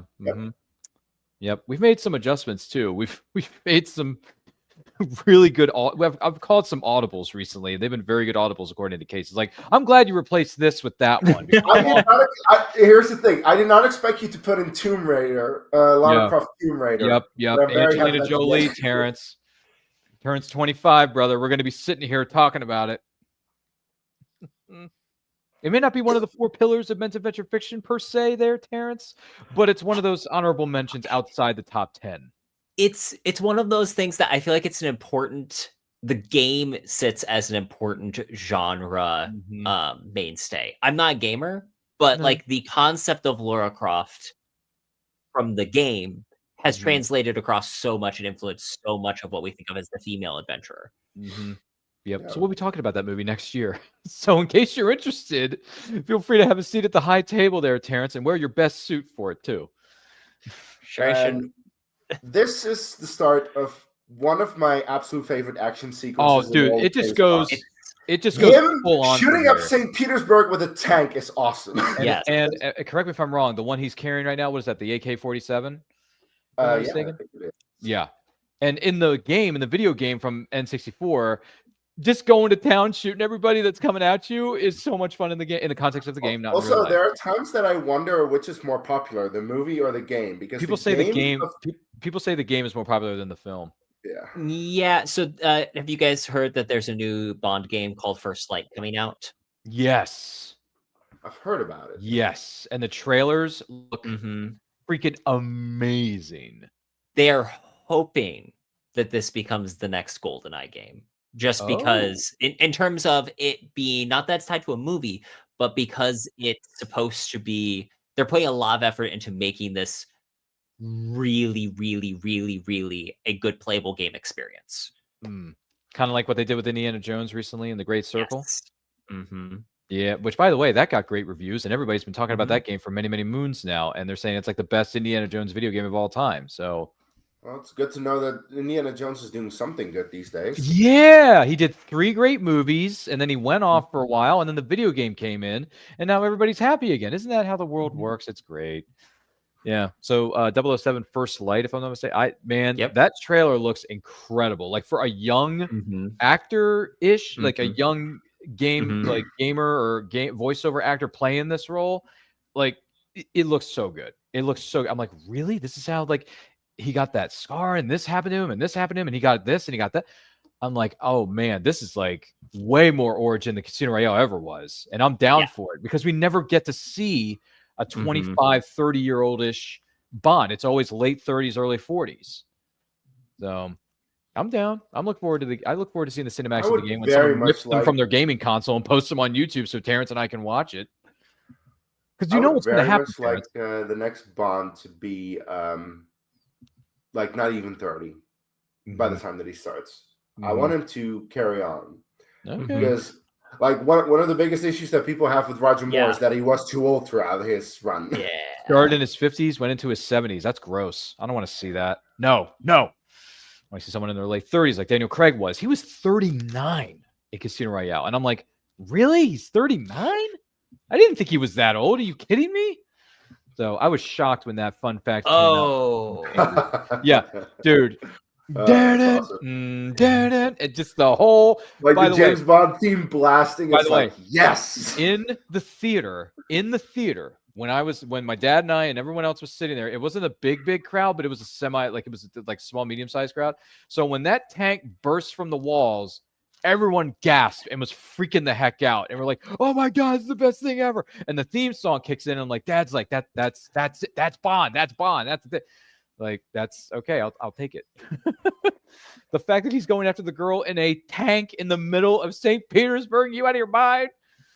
Like, it's great. Thank you, Martin Campbell, for putting that. It's genius. And you got the theme playing throughout most of the entire thing. And it's genius. So this score sequence was not done by Eric Serra. The first version of it didn't work. And so they had a different guy come in and rework it. Who was the person who just blast the Bond theme throughout? I'm good with it. Basically, that was literally the thing. They were like, this isn't Bondy enough, how you're doing it. And the other guy was like it wasn't a second unit director, but basically a second unit director of audio was like, hold on, let me do this. And he came up with basically just punch in the Bond theme as much as they can. Wow. I love it. That is definitely one thing that David Arnold did in the next couple of movies. Just as many times as you can, blast the Bond theme. Which that's one of the major issues in terms of the there was a big court case between Monty Norman, the man who is credited on the first Bond score, versus John Barry, because John Barry did the arrangement. Using the music Monty Norman did. So how much of it is John Barry versus Monty Norman? John Barry didn't realize that the Bond score, he came up with the Bond theme, like from the music, he played around with it a little bit and came up with what we know of as the Bond score. then in Dr. No, like every other scene, they play bum bum bum bum bum bum bum bum bum. He's like, I didn't realize they were going to use it in the entire film.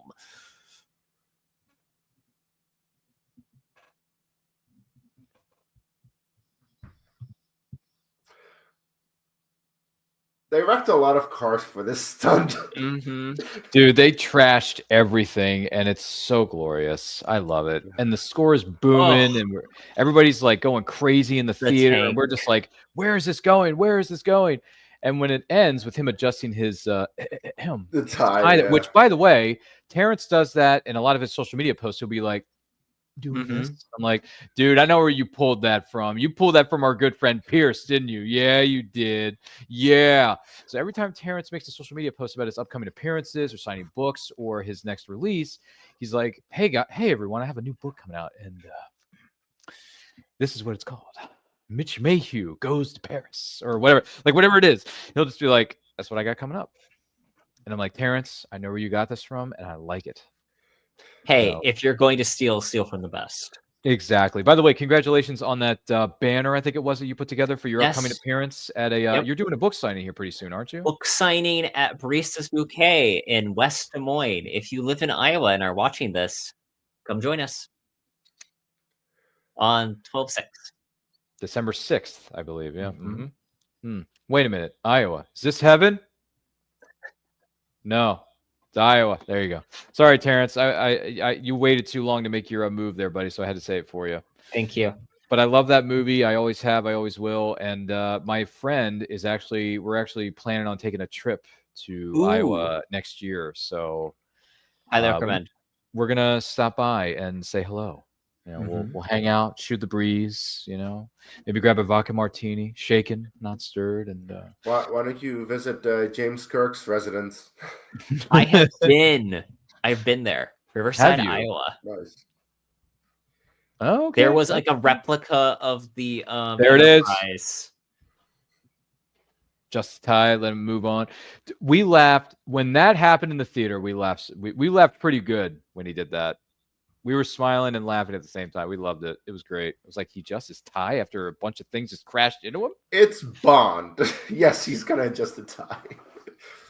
I love this train. This Phantom train does not get enough love in. Well, it only appears in this one scene. Yeah, but such a great concept that wasn't utilized. Tell us why we should appreciate it more, Terrence, since you're such a professor on these things. They make Sarkovsky makes a comment earlier in when he's giving his exposition dump about Janice that he's like a ghost, you cannot get him, and it's because he's got this train that moves everywhere, but it's got like armor plate on it that you can't tell, like that stealth plane stuff, so you don't know where it is. Well, Bond will know where it is. Which is the same thing that happens in Tomorrow Never Dies, the stealth boat. They utilize that concept. Yep. Again, all the ideas that you see in one James Bond film will inevitably be recycled in a later one. You got it before I could. He left? He escaped. Good for Bond. Bad for you. Bad for you. Take a seat, my dear. Man, Sean Bean just eats it up, man. So good with his lines. Even with his outfits, he's looking good. Although you brought me the perfect gift, General Arumov, you may be a very unhappy man.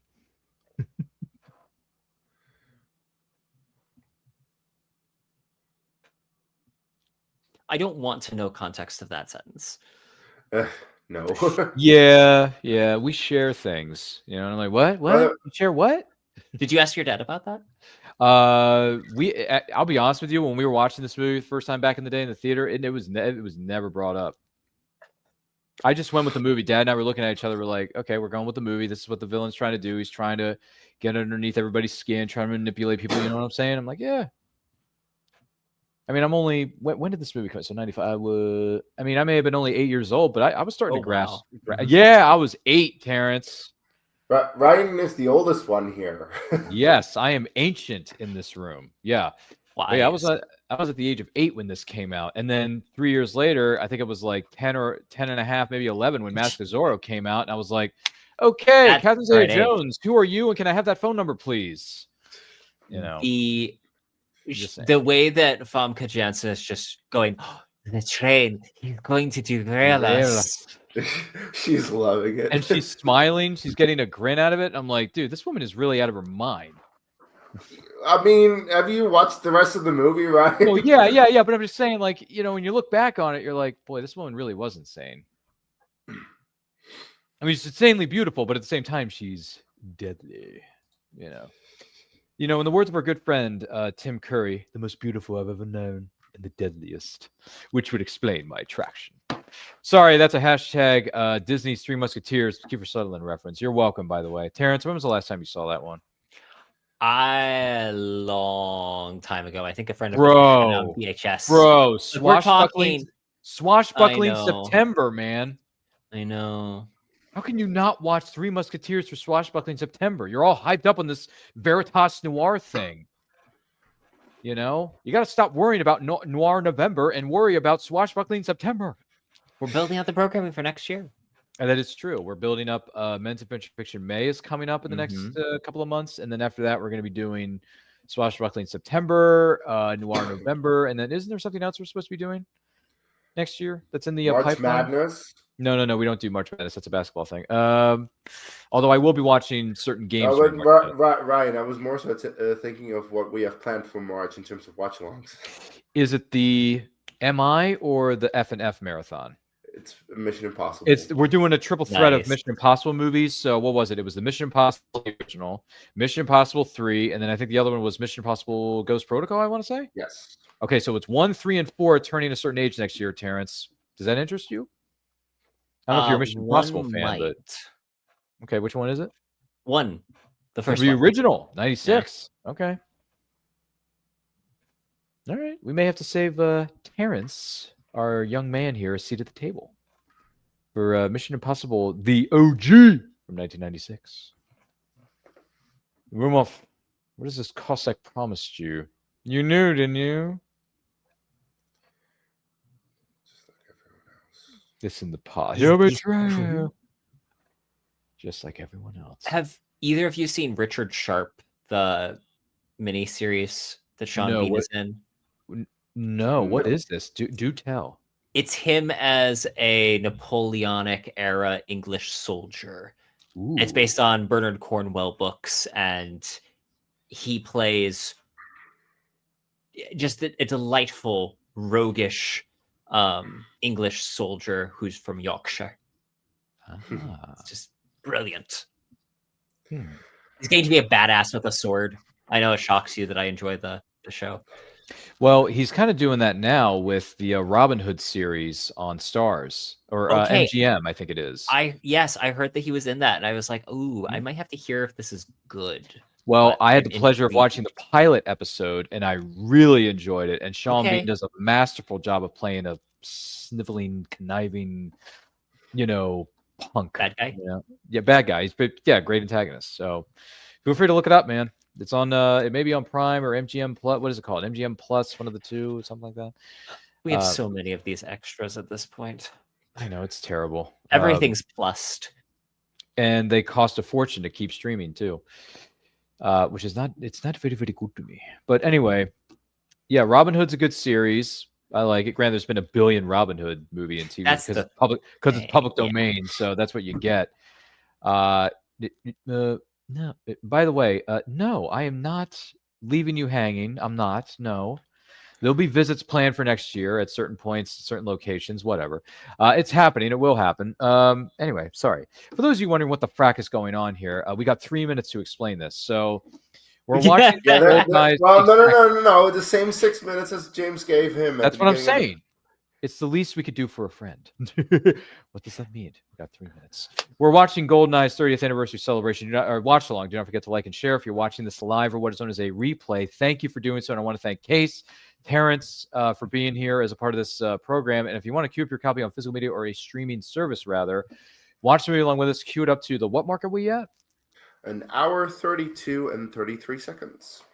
You can queue it up to that point, watch along with us, and comment below your favorite things about James Bond in the chat. We would love to hear from you. Terrence, have you read any of the James or Case? Have any of you read the James Bond comic book series by any chance? I don't read. Oh, okay. I read one of them, but it's been a while, and I want to read more of them. Fun fact about this: this is the first film in the James Bond series that includes the Omega watch tie-in. Previously, Rolex was the James Bond watch, and they had Rolex. promotions with them, et cetera, et cetera. But basically, Rolex said, we're not really that interested anymore. By the time we get to GoldenEye, because the property was considered basically dead. And Omega was like, oh, sure, we'd really like to do that. And now Omega is the definitive Bond watch. Which reminds me, I got to get one of those watches when I win the Oh. lottery. I actually didn't know that, but I just remember the quote in Casino Royale when they're in the train. It's like Rolex, Omega. Yep. That's why. There you go. Do you just right every vehicle you get into? Standing up ready to proceed. Boys with you're like Boys boys with with boys. boys. We were laughing at that too in the theater. It was like, really? The girls got that kind of phrasing on her? That's interesting. Yeah. Our trip. Do you know how to disarm the weapon? By the way, I'm honestly trying to figure out which role of Sean Bean I like the most because I'm like split between three. This one, Boromir, and Ned Stark, and I can't figure it out. Ooh. I really like him as Ned Stark. Like, Yeah. just because it's a mystery at that point, and he's the detective trying to solve the puzzle, and it's very he acts. He is the actor in a bunch of actors. But with that said, I actually think highly underrated in a film that feels so much more 2000s when I rewatched it like a year ago. National Treasure. He is a great villain in National Treasure. Like Ian. an absolute delightful fit. Ian. Ian, yeah, I keep thinking, what was his name? Ian, yeah. He was Gates. Yeah. He's got the bloody map. He's got the map, Terrence. He's got the bloody map. Well done, Gates. Well done. The moment though that he walks like across the to like grab the fallen declaration, it's like shot so 2000s. It's like quick cuts, slow cuts, and you're like, am I watching someone try to do Michael Bay? Like, what's going on here? I know, right? What is it with you and moving vehicles? I know, because every vehicle moves. This is planes, trains, and automobiles, guys. Quite so, yeah. We've had planes featured in this movie. We've had trains featured in this movie. Automobiles featured in this movie. Everything. And tanks. Yo, Jimbo. Got a little gift here. What's his name? TZQ. What are you doing here, Wade? Banning trees. I am not here. Yeah, no knowledge, no involvement. Absolutely nothing to do with your little insertion into Cuba, if you get my drift. Yes, I do, perfectly. Or a friend of mine, the DEA. Isn't that a reference to Felix? The DEA? Felix Leiter? Wasn't he in the DEA? I think so, yeah. Yeah, License to Kill, he was. Yep. Say below, 600 feet, 500 feet. Who's that? I do think it's a bit of a shame that they didn't get a new Felix for these movies. Yeah, I would have liked to have seen that, because in License to Kill, granted, he got his leg chopped off. Something to disagree with the bitten off, chopped off, written off. And then, what's his name? Timothy Dalton looks at the dude who set him up, and he says, "No, you keep it, oh buddy." What a terrible waste of money. Isn't that right, Terrence? Waste of money. Oh, what was his name again? Sharky. I just no. Okay. Oh my God. The character who betrays Felix. Oh, I can't remember him right now. Yeah. License to Kill. Thank you, IMDb. Which has everything that we need. Killefer. There you go. Yeah. Oh, okay. I would have loved a moment where Joe Don Baker accidentally presses the wrong button and, like, I don't know, a missile like pops out and he goes, "Oh no!"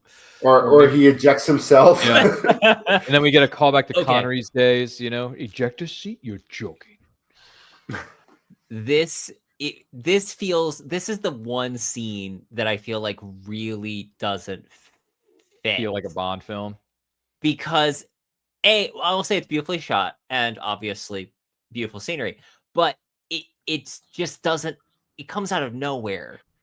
It feels very out of place because most of the time when you're watching a Bond movie, it's just, Bond is killing people and you don't even question it. This is the scene that questions it. Mm-hmm. Like this is the kind of thing happens in a Daniel Craig film, but they've like built to it. Because Daniel Craig is a way more serious take on Bond character.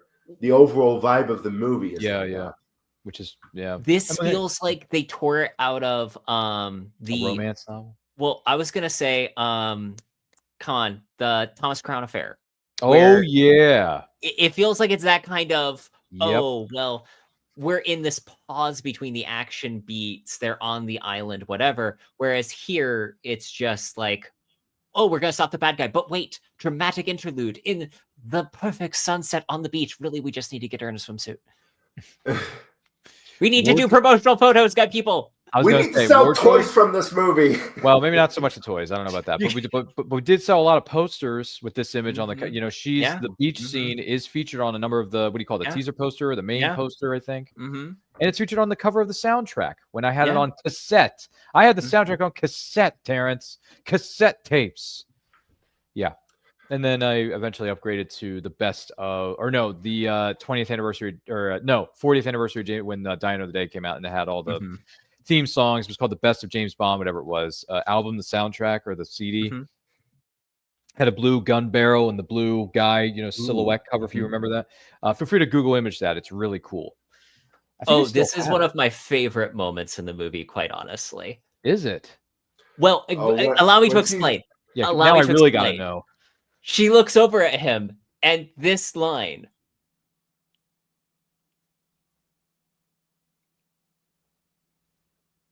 On the train. Told him to kill me.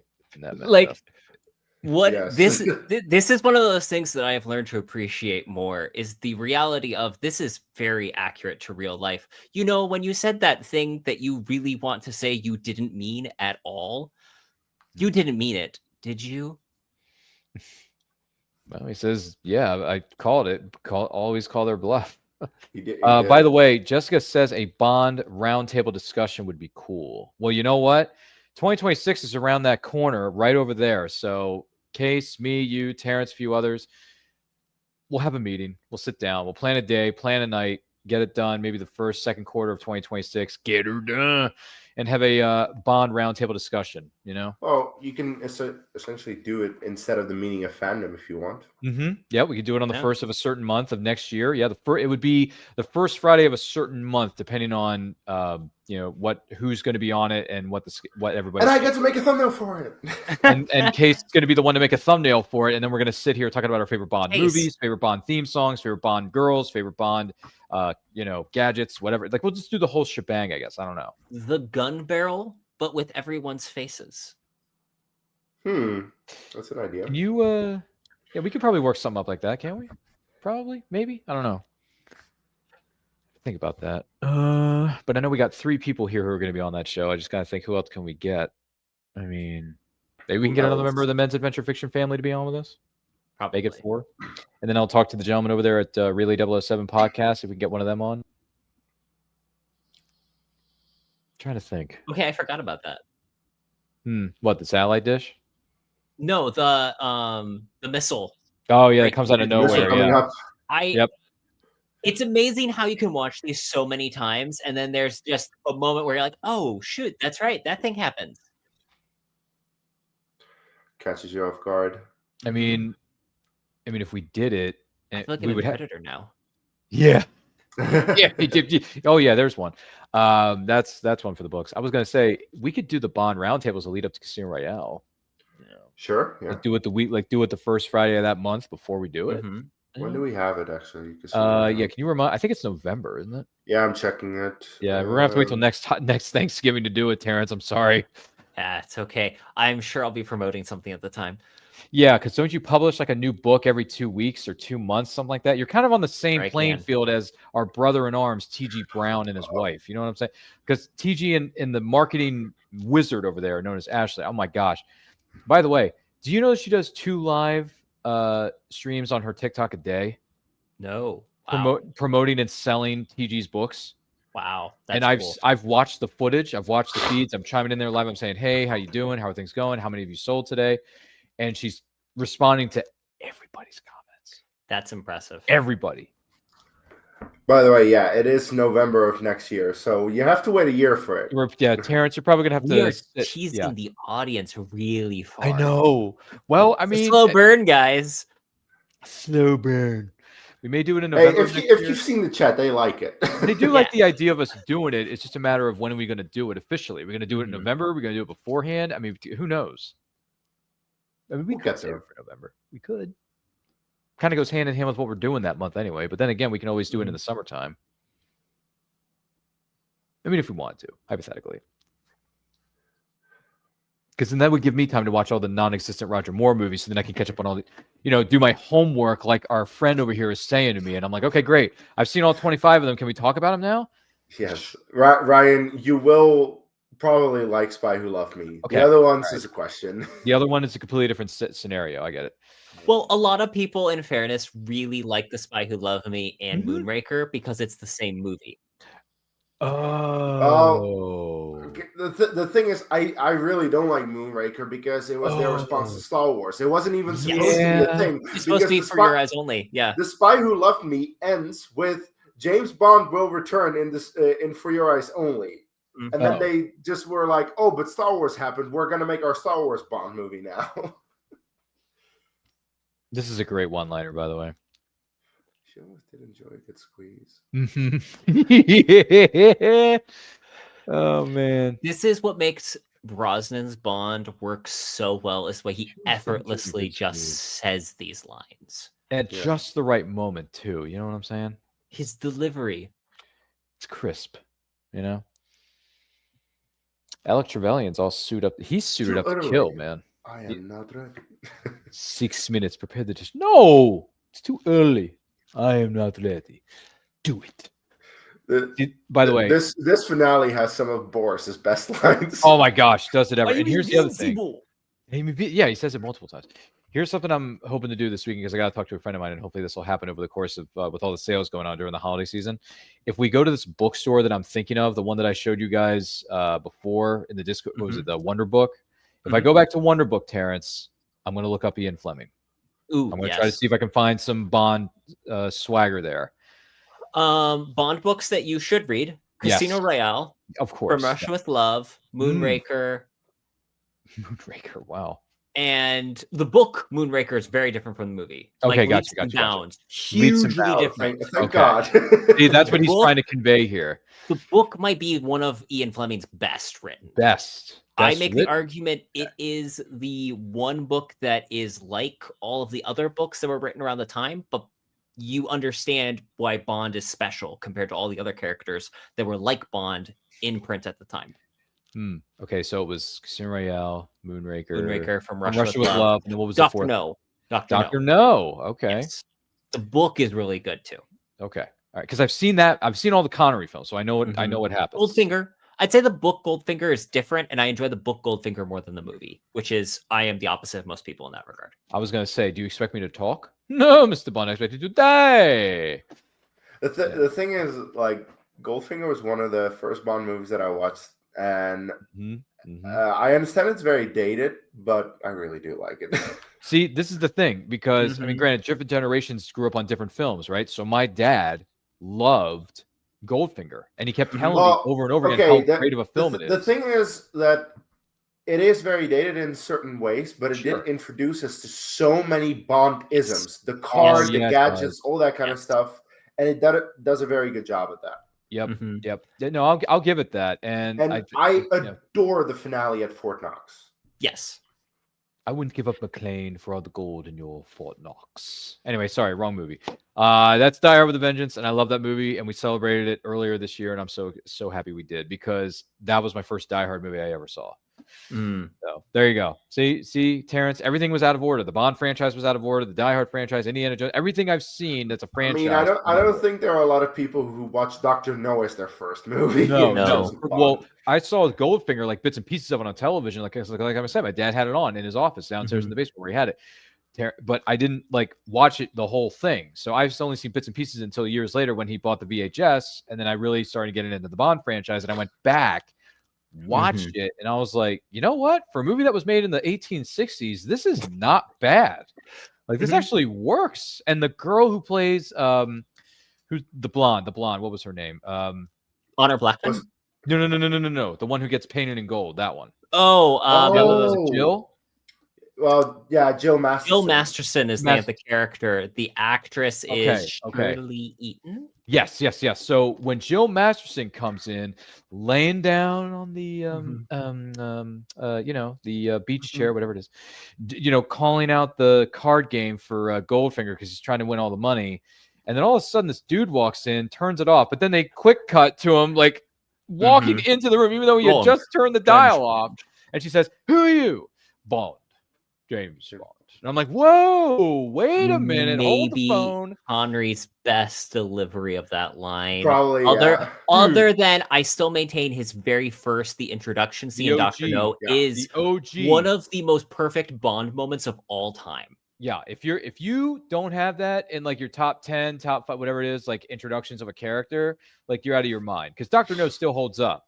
That part, especially that part still holds up. But yeah, no, I was watching Goldfinger years later after my dad had told me about it, and I was like, you know what, this movie isn't bad. It's actually quite good. And the other thing is, it's got a good theme. It's got a really booming theme song by Shirley Bassey. Oh my gosh, how many did she do? 3 or 4 of them? It's insane. Couple. Yeah, she did. She did Diamonds Are Forever. Diamonds Are Forever. Goldfinger. I'm trying to think of the third one. Goldfinger, Moonraker. Moonraker. That was it. Did Moonraker, but I think that there was just the 3. Yeah, 3 of them. I'm sorry. One. Yeah. But no, she did audition. She did submit one for one of the later Bond films, but it got turned down. I can't remember what the name of the song is. Bummer. I would have liked to have heard that, by the way. Great voice. It is out there somewhere. Like I think that she put it on a different album. There are some really strong, like there are some great collections of almost Bong songs.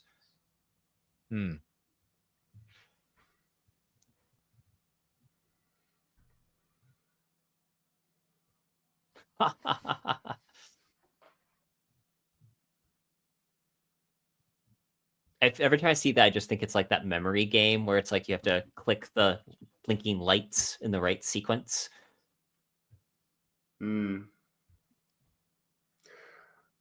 Also, I remember like when I had first seen this movie, like many years ago.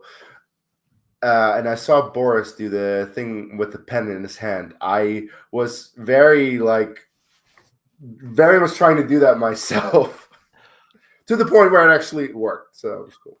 Yeah, I've done the twirl thing is a lot of fun. It's a good, you can use anything as a fidget if you twirl it off. Yeah.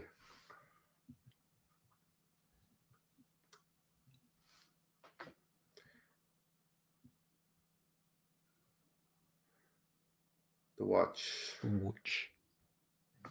Omega. New model. They give this watch some really good screen time. Which makes sense because I'm assuming they gave them a lot of money for it. Well, yeah, you can only imagine.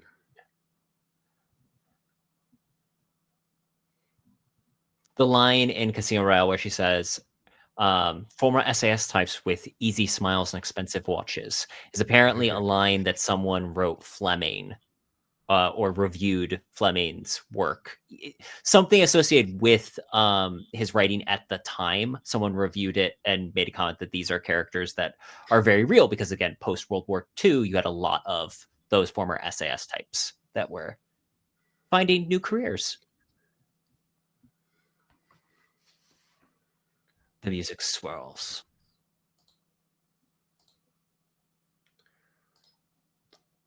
Did you ever play the GoldenEye game? No, I didn't. It's just I've heard so much about it, but yeah, I didn't. I don't. And that's why I found it, because I had seen the movie, and then I hear everyone talk about how popular the game is. I'm like, what game are you all talking about? 42 seconds. He corrects himself. I know it's such a long countdown because when I looked at the screen, the actual screen where they were displaying the GoldenEye, I thought it said 16 minutes and 42 seconds. Hey, we need time for there to be an action sequence. We can't have, the villain just pull off his plan easily. Okay, I really like in the movie Kingsman when Valentine talks to Galahad about that. Like you're gonna have an elaborate monologue, and then you're gonna have an elaborate scheme to escape, that kind of stuff. Because it's like the old Bond movies; they always have it. I love how Alec just lets Natalia beat up on Boris for a second before letting his men stop her. It's like, good job. I mean, let's be fair; he deserved it. Yes. The tension built by the pen. Like, what a great piece in this. I mean, the pen is mightier than the sword. Thanks to me, it is.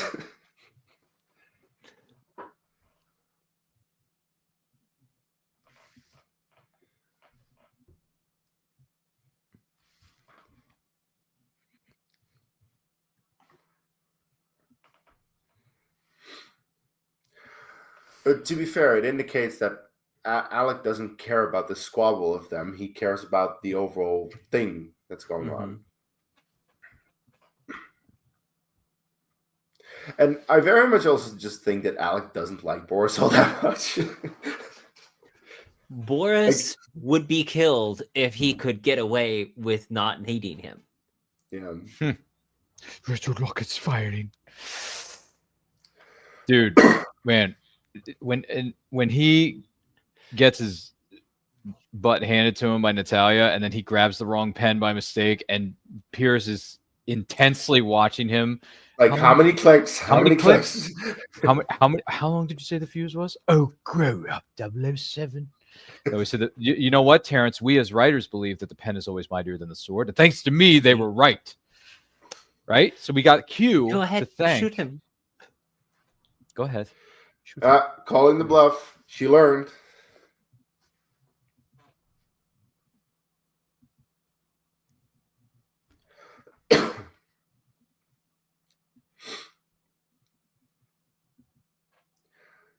Yeah, and then the moment he drops it.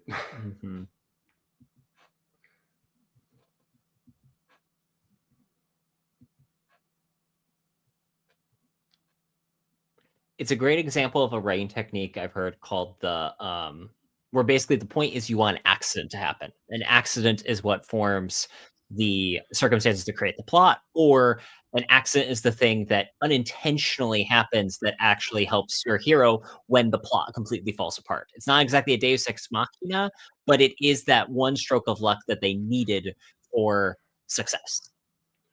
Well, in this case, Boris picking up the pen. They say at the beginning of the movie, half of everything is luck.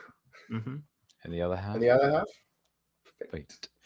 Some great line. That's another reason I love this movie so much is the dialogue, the writing, the one-liners. The one-liners, so many great ones, Great speeches, great, some good exposition, just character building. It's been very, very good to me. This movie, very, very good to me. James Bond, very, very good to me. So I got no problems with it. And the fact that Q says, "Don't say it," the writing's on the wall. I'm sorry. Well, the rest the of way it. that she slumped over just reminds me of the Rogue meme. I'm like, what? There we go. But yeah, I've played the Bond, the GoldenEye game on N64 back in the day. Still got an N64 that works. Still got a GoldenEye game that works. Yeah.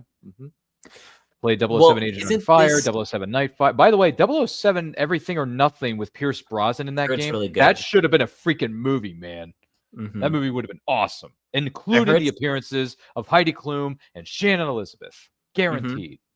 Also, it has like an actual, like, legitimate Bond song to it, if I remember correctly. By Maya. by Maya. Yeah. That's right. In the everything or nothing at all. Come Lana on, Del Terrence. Rey is going to do the song for First Light. Really? Yes, that was one of the recent. It wasn't necessarily announced so much as it was leaked because someone saw that like the title song thing and went, "Oh, connect dots." Hmm. By the way, I love this guy who's now keeping an eye on Boris. He's like the most Russian guy pointing the gun, and Boris is like, "Oh shit." Boris is like, "My mouth has got me to the wrong place." By the way, Terrence, for both of you, Terrence and Case, fun fact: earlier today, when I was at the office at work, and the day was coming to a close, and I got things. I had some work I had to do to wrap up the day, and I finished it a little before my shift was, going to be, over. Mhm. I didn't say it super loud so the whole store could hear me, but I did say it in like a somewhat medium, because there's only a few of us in the back end of the store. So I said, yes, I am invincible. So I did drop some Boris one-liners today when I was at work. I was like, hey, man, to get the work done, you put your hands together like this, you shake it off, and you're like, yes, I'm invincible. Invincible. There you have it. Right, yeah. So we just dropped it, man. It was fun. I did it. Yep, see, there it is again. Yes, I'm invincible. See, this is the thing, though. I'm going to drop that when I finish a short story, and then I just leave it up to the editors to do their thing. Terrence be like, yes, I am invincible. I finished the story. Like, we're good now. We're good. Now it just comes down to that super boring part called editing, because no one likes to edit. No one likes to go back and fix all the mishaps, but you got to do it. It's part of the writing process. It's also part of life, folks. I mean, so. I like editing, but I don't think we're talking about the same kind No, of editing. no. I was talking about writing a short story, which I'm in the process of writing one now, which, by the way, I got a deadline coming up for that, and I got to get that stuff done, and I still haven't finished it. So time is a ticking, folks. Time's a ticking. You know what they say, tempus fugit. I'm supposed to give my next book in like next week, and it is not ready yet. We're going to be a little late. Yet. Oh, you going to ask for an extension, or? Yeah. Oh, boy. Hope the powers that be are going to be kind to you and give you that extension, because I know publishers are like that. Yeah. Just saying. I'm just saying. I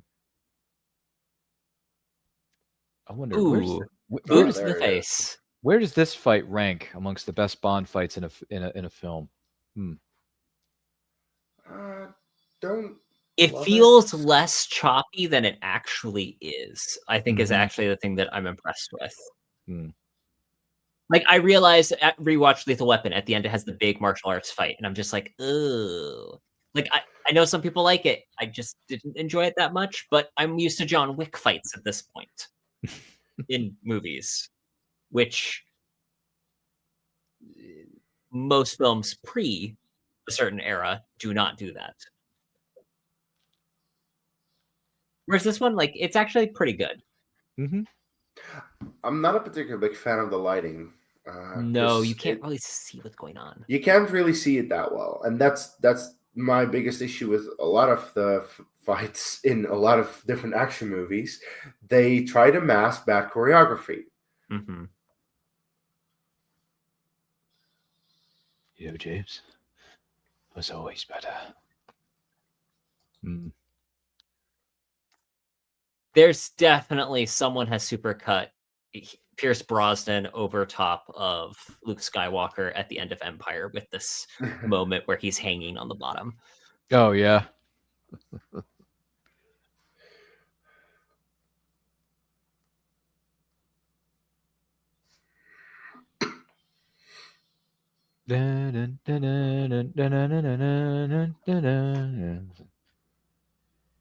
Good score. Yeah. Again, it's unconventional, but the more I watch the movie, the more I like it. Oh, goodness. Oh. The fact that he was able to hold on and not grab his south of the borders there, I'm like, man, that must have hurt when he landed that certain way. Yeah.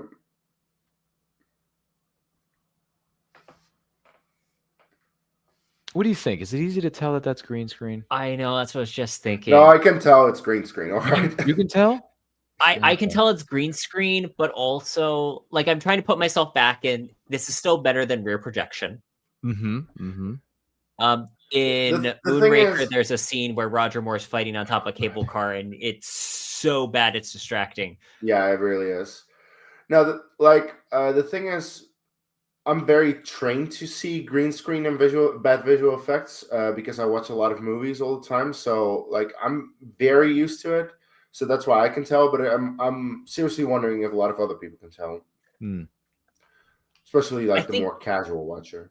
Remember also, this movie was not originally intended to be watched at 4K hyper definition. Mm-hmm. Like on a VHS, I don't think any on the big what were they called? The ones that the big tube TVs. I Yeah, don't think 22 anyone was inch. going to notice For England, James? the green screen. For me. I can't believe the guy didn't die after he fell 4,000 feet from that thing, honestly. Or 300 feet, whatever it was. Boris is like, Well, my life is over. For England, James? No, for me. See, once again, good one-liners, man. You just throw them in Absolutely. there. It's great. It's perfect. It's perfect. It's Kismet. Yeah. Have you read? Has anyone ever read the novelization of GoldenEye? I haven't, but I want to. Mm-hmm. It's written by John Gardner, who is not one of my favorite Bond continuation authors. So I'd be very curious what I think of his GoldenEye adaptation. The Raymond Benson took over from Tomorrow Never Dies up to Die Another Day, and the one I actually really want to read is his novelization of Die Another Day, because I imagine it would be entertaining to read Raymond Benson's not take on it, because he's still working off the script, but rather the way that he makes it play. Yes, I am invincible. Yeah, we were kind of like left wondering what Great just happened to him moment. in the theater. And the other thing was they shot this, and Alan Cumming had to, do the pose and everything else. It was not easy for him to film that sequence. It was not easy at all. But he got through it. He got through it, and it worked. So, well done, Alan Cumming. Great character actor he is. And he's been doing that for decades. And apparently I heard a rumor that he's going to be coming back for, what is it, Doomsday or Secret Wars for Avengers? Yeah, he's coming as back Nightcrawler. for Doomsday, yeah. He's going to come back as Nightcrawler, Terrence, after 20 years, 25 years, actually. At this point, is this film going to be 4.5 hours long? Probably. I think both Avengers movies are going to be 4.5 hours long, both of them. Aren't they splitting it into two again? Well, that's Probably, why, yeah. Suppose someone's watching? Nah, there's no one around for about 25 miles. 25 miles, Case. 25 miles. Visualize that. By the way, I This don't is know what such a miles great are. I don't scene. do the imperial system. Oh, the Imperial system. Sorry. Is this supposed to be your Or the idea better of version of kilometers. coming through in a clinch? Brains. And everyone's just there. Such a great moment. Tobacco plants. I said I'd be here, huh? Yo, Marines. And there's like 30 of them, like 5 feet from where they were making out, which is insane to me. It's insane. It's absolutely insane. Maybe you two would like to finish debriefing at Guantanamo. No train. Nothing that moves. What could Ready? I don't want to go on a possibly helicopter wrong, with you. What? No plane, no train, nothing that moves. What could possibly go wrong? What could possibly happen on a helicopter? Come on, guys. Come on. I mean, it's modes of, what do they call it? Russian Minister of Transportation. Did you check her out? Head to toe. Right. Right. Oh, dear heavens. The things that are said in a Bond film. But then again, I mean, I don't know if you guys watched this video I sent both of you. In case if I haven't sent this to you, I'm going to send it to you here pretty soon. Bond post-mortem quips. I don't know if I've sent you that or not, but I'll send it to you. In case you gotta. It's 2.5 minutes. It's basically every pun for someone's death that James Bond makes in every single one of his movies. All right. I'll send it to you. It's funny. You'll love it. I guarantee it. Ladies and gentlemen, we have reached what is known as the end credits sequence of GoldenEye. Can you believe that 2 hours and 10 minutes went by like that? So quick. Yeah, we've reached the end credit sequence, gentlemen. So I got to ask, Case, 30 years later, GoldenEye, final thoughts, scale 1 to 10. And if someone wants to know about the incredible graphics and wonderful things you're doing over there, where can they follow you? What are your thoughts? Film at 11. Yeah, I think it's still a very fun movie. I would honestly be curious to see how viewers these days would see the movie, because I do think it is a bit dated in a few places, but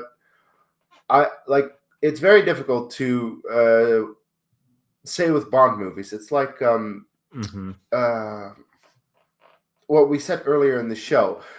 The grading of Bond movies is different than normal movies, I feel, because they are slightly different. GoldenEye has a lot of good elements in terms of what makes a good movie, and that is mostly because it's directed by Martin Campbell, who knew what to do with the movie. So it has a lot of good elements. It's just it's not perfect to me. It is not my favorite Bond movie or my second favorite Bond. It's my third favorite. So I give it a 9 out of 10. I think it's really good, really fun. I can watch it any day of the week. So yeah, a lot of fun. It's not perfect though. I will say that. Gotcha. And if someone wants to know more about you, where can they follow you? Oh, we're doing the plugs as well. Okay, Yes, in that case, right over there, the Dutch Star Wars guy on YouTube, where tomorrow I'm actually starting with my review series of The Mandalorian Season 2. I've done Season 1. Season 2, I'm going to get into that. I'm leading up to the movie, of course.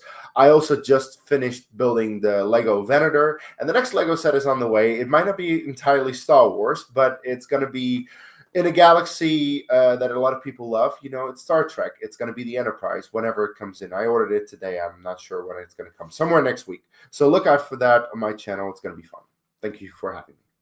Thank you for being here, kind sir. Cannot do this without you. Thank you again for your great graphics. Everything you've done for us behind the scenes. Cannot do it without you. So thank you again, good sir. You are the man. So just keep doing what you're doing. That's all I got to say about that. Terrence, my main man, the big dog, the newest member of the movie Watchalong crew.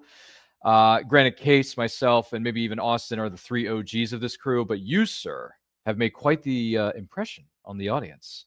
Thank so you. I'm curious. Final thoughts on this movie as a whole. Scale 1 to 10. Mm-hmm. And if someone wants to know more about you and the incredible, really nice suits that you wear every day, where can they follow you on social media, good sir? What are your thoughts on this one?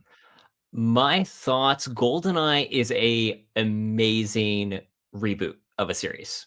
It's a soft reboot. It does everything it's supposed to reestablish who is James Bond. Why do you want to see him in movies? Why do you want to see the next movie? Because really, that's what this series does a good job of trying to do, is make you want to watch the next one. I think that on a scale of 1 to 10, I'd give it an 8. And it's not because I don't enjoy it. I enjoy it a lot. I think most James Bond films, if you're looking at it on a scale, land between a 7 and an 8 in terms of overall perfection. It's a solid movie. I really like it. Some of the dated elements dated enough that, again, doesn't translate 1-to-1 with our modern audience, but I think it's a genuinely fun film, and it hits all of the right buttons for a good James Bond adventure. And people can follow me on Instagram at suitup.author or Terrence Lehue on the YouTubes. Check out my latest book, Diamonds in Denver, a Mitch Mayhew story, as I call it, a crime adventure. And yeah, that's where people can find me. Excellent, good sir. Thank you so much for being with us. And you always wear such nice suits. Look forward to having you on again when you're going to be wearing another suit on the show. It's great stuff. I love you, man. It's great stuff, man. Thank you so much for being here. My name is Ryan of Anti-Quote Channel. Follow me across all forms of social media, simply at Anti-Quote Channel. What can I say that hasn't already been said about this film known as GoldenEye? It's wonderful. It's amazing. It was my introduction to James Bond as a whole, and I absolutely love this movie. I still adore it 30 years later. I will continue to watch this film until the day I die. Pierce Brosnan is my favorite Bond. I don't necessarily think he is the best Bond, but he is my favorite Bond. So there you go. There's a separation between the two. But it's awesome sauce. I give this movie overall a 9 out of 10. It's almost perfect, but there's maybe 1 little 2, maybe 3 little things I may have changed or switched out, whatever it is. But bottom line is, if you want a great introduction to a character you've never heard of before, or you never read the books, never heard the name Ian Fleming, whatever it is, this is one of those films that is a good entry point. Just like watching Raiders of the Lost Ark is a great entry point for Indiana Jones. Or, you know, some of the other movies that are out there. You know, Star Wars, you know, the original Star Wars, A New Hope is a great entry point. All this stuff. is really good. So definitely check it out. Check out the books, check out the comics, check out GoldenEye if you haven't seen it yet. It's fantastic. It's streaming. It's on physical media. I own it on multiple forms of physical media, and it's been very, very good to me. So yeah, 9 out of 10. Great stuff. It's my number one favorite Bond film. It isn't the best Bond movie, but it is certainly my number one favorite. I'll give it to you like that. So yeah, Anti-Quote channel is where you can follow me across all forms of social media. We do movie watch-alongs only on Friday night, 7 o'clock Eastern time. And the idea was posed to the roundtable, was also commented on in the chat. We will be doing a James Bond overall discussion / roundtable discussion episode here on Anti-Quote channel somewhere in the future in 2026, probably around November when we're getting ready to celebrate 20 years of greatness of Casino Royale starring Daniel Craig. Maybe we'll do it before that. I don't know. I got to talk to my roundtable group of people here. At some point, we'll have a discussion about the scheduling, timing, and all that kind of jazziness. But yes, movie watch-alongs Friday nights, and I quote where we interview some of the best creators from all over the world are on Saturdays, 12 p.m. Eastern time. Check those out. All kinds of great things coming your way very soon. The holiday season is in full swing. So if you're looking for that special gift for that special someone, check out the short story that I got in the Western Tales Volume 1. It's called Wolf of the West, part of Western Tales Volume 1, published by Veritas Entertainment. Check it out if you're in the mood for a good old-fashioned Western with 16 different writers with 15 different stories. There you go. Saddle up. And congratulations to everybody involved in this movie. We love it. We will always love it. So there you go. Happy 30th anniversary to the entire cast and crew of GoldenEye. The name's Bond. James Bond.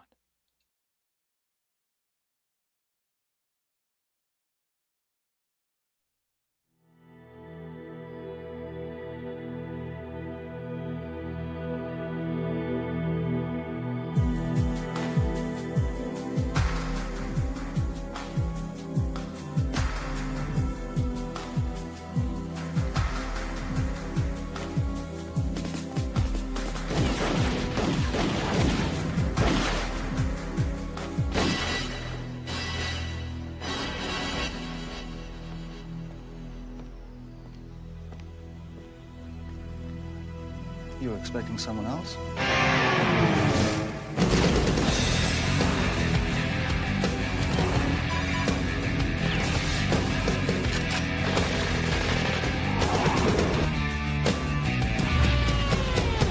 No more foreplay.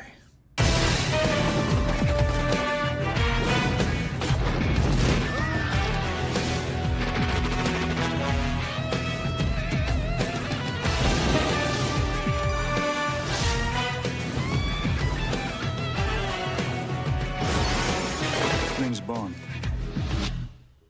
James Bond.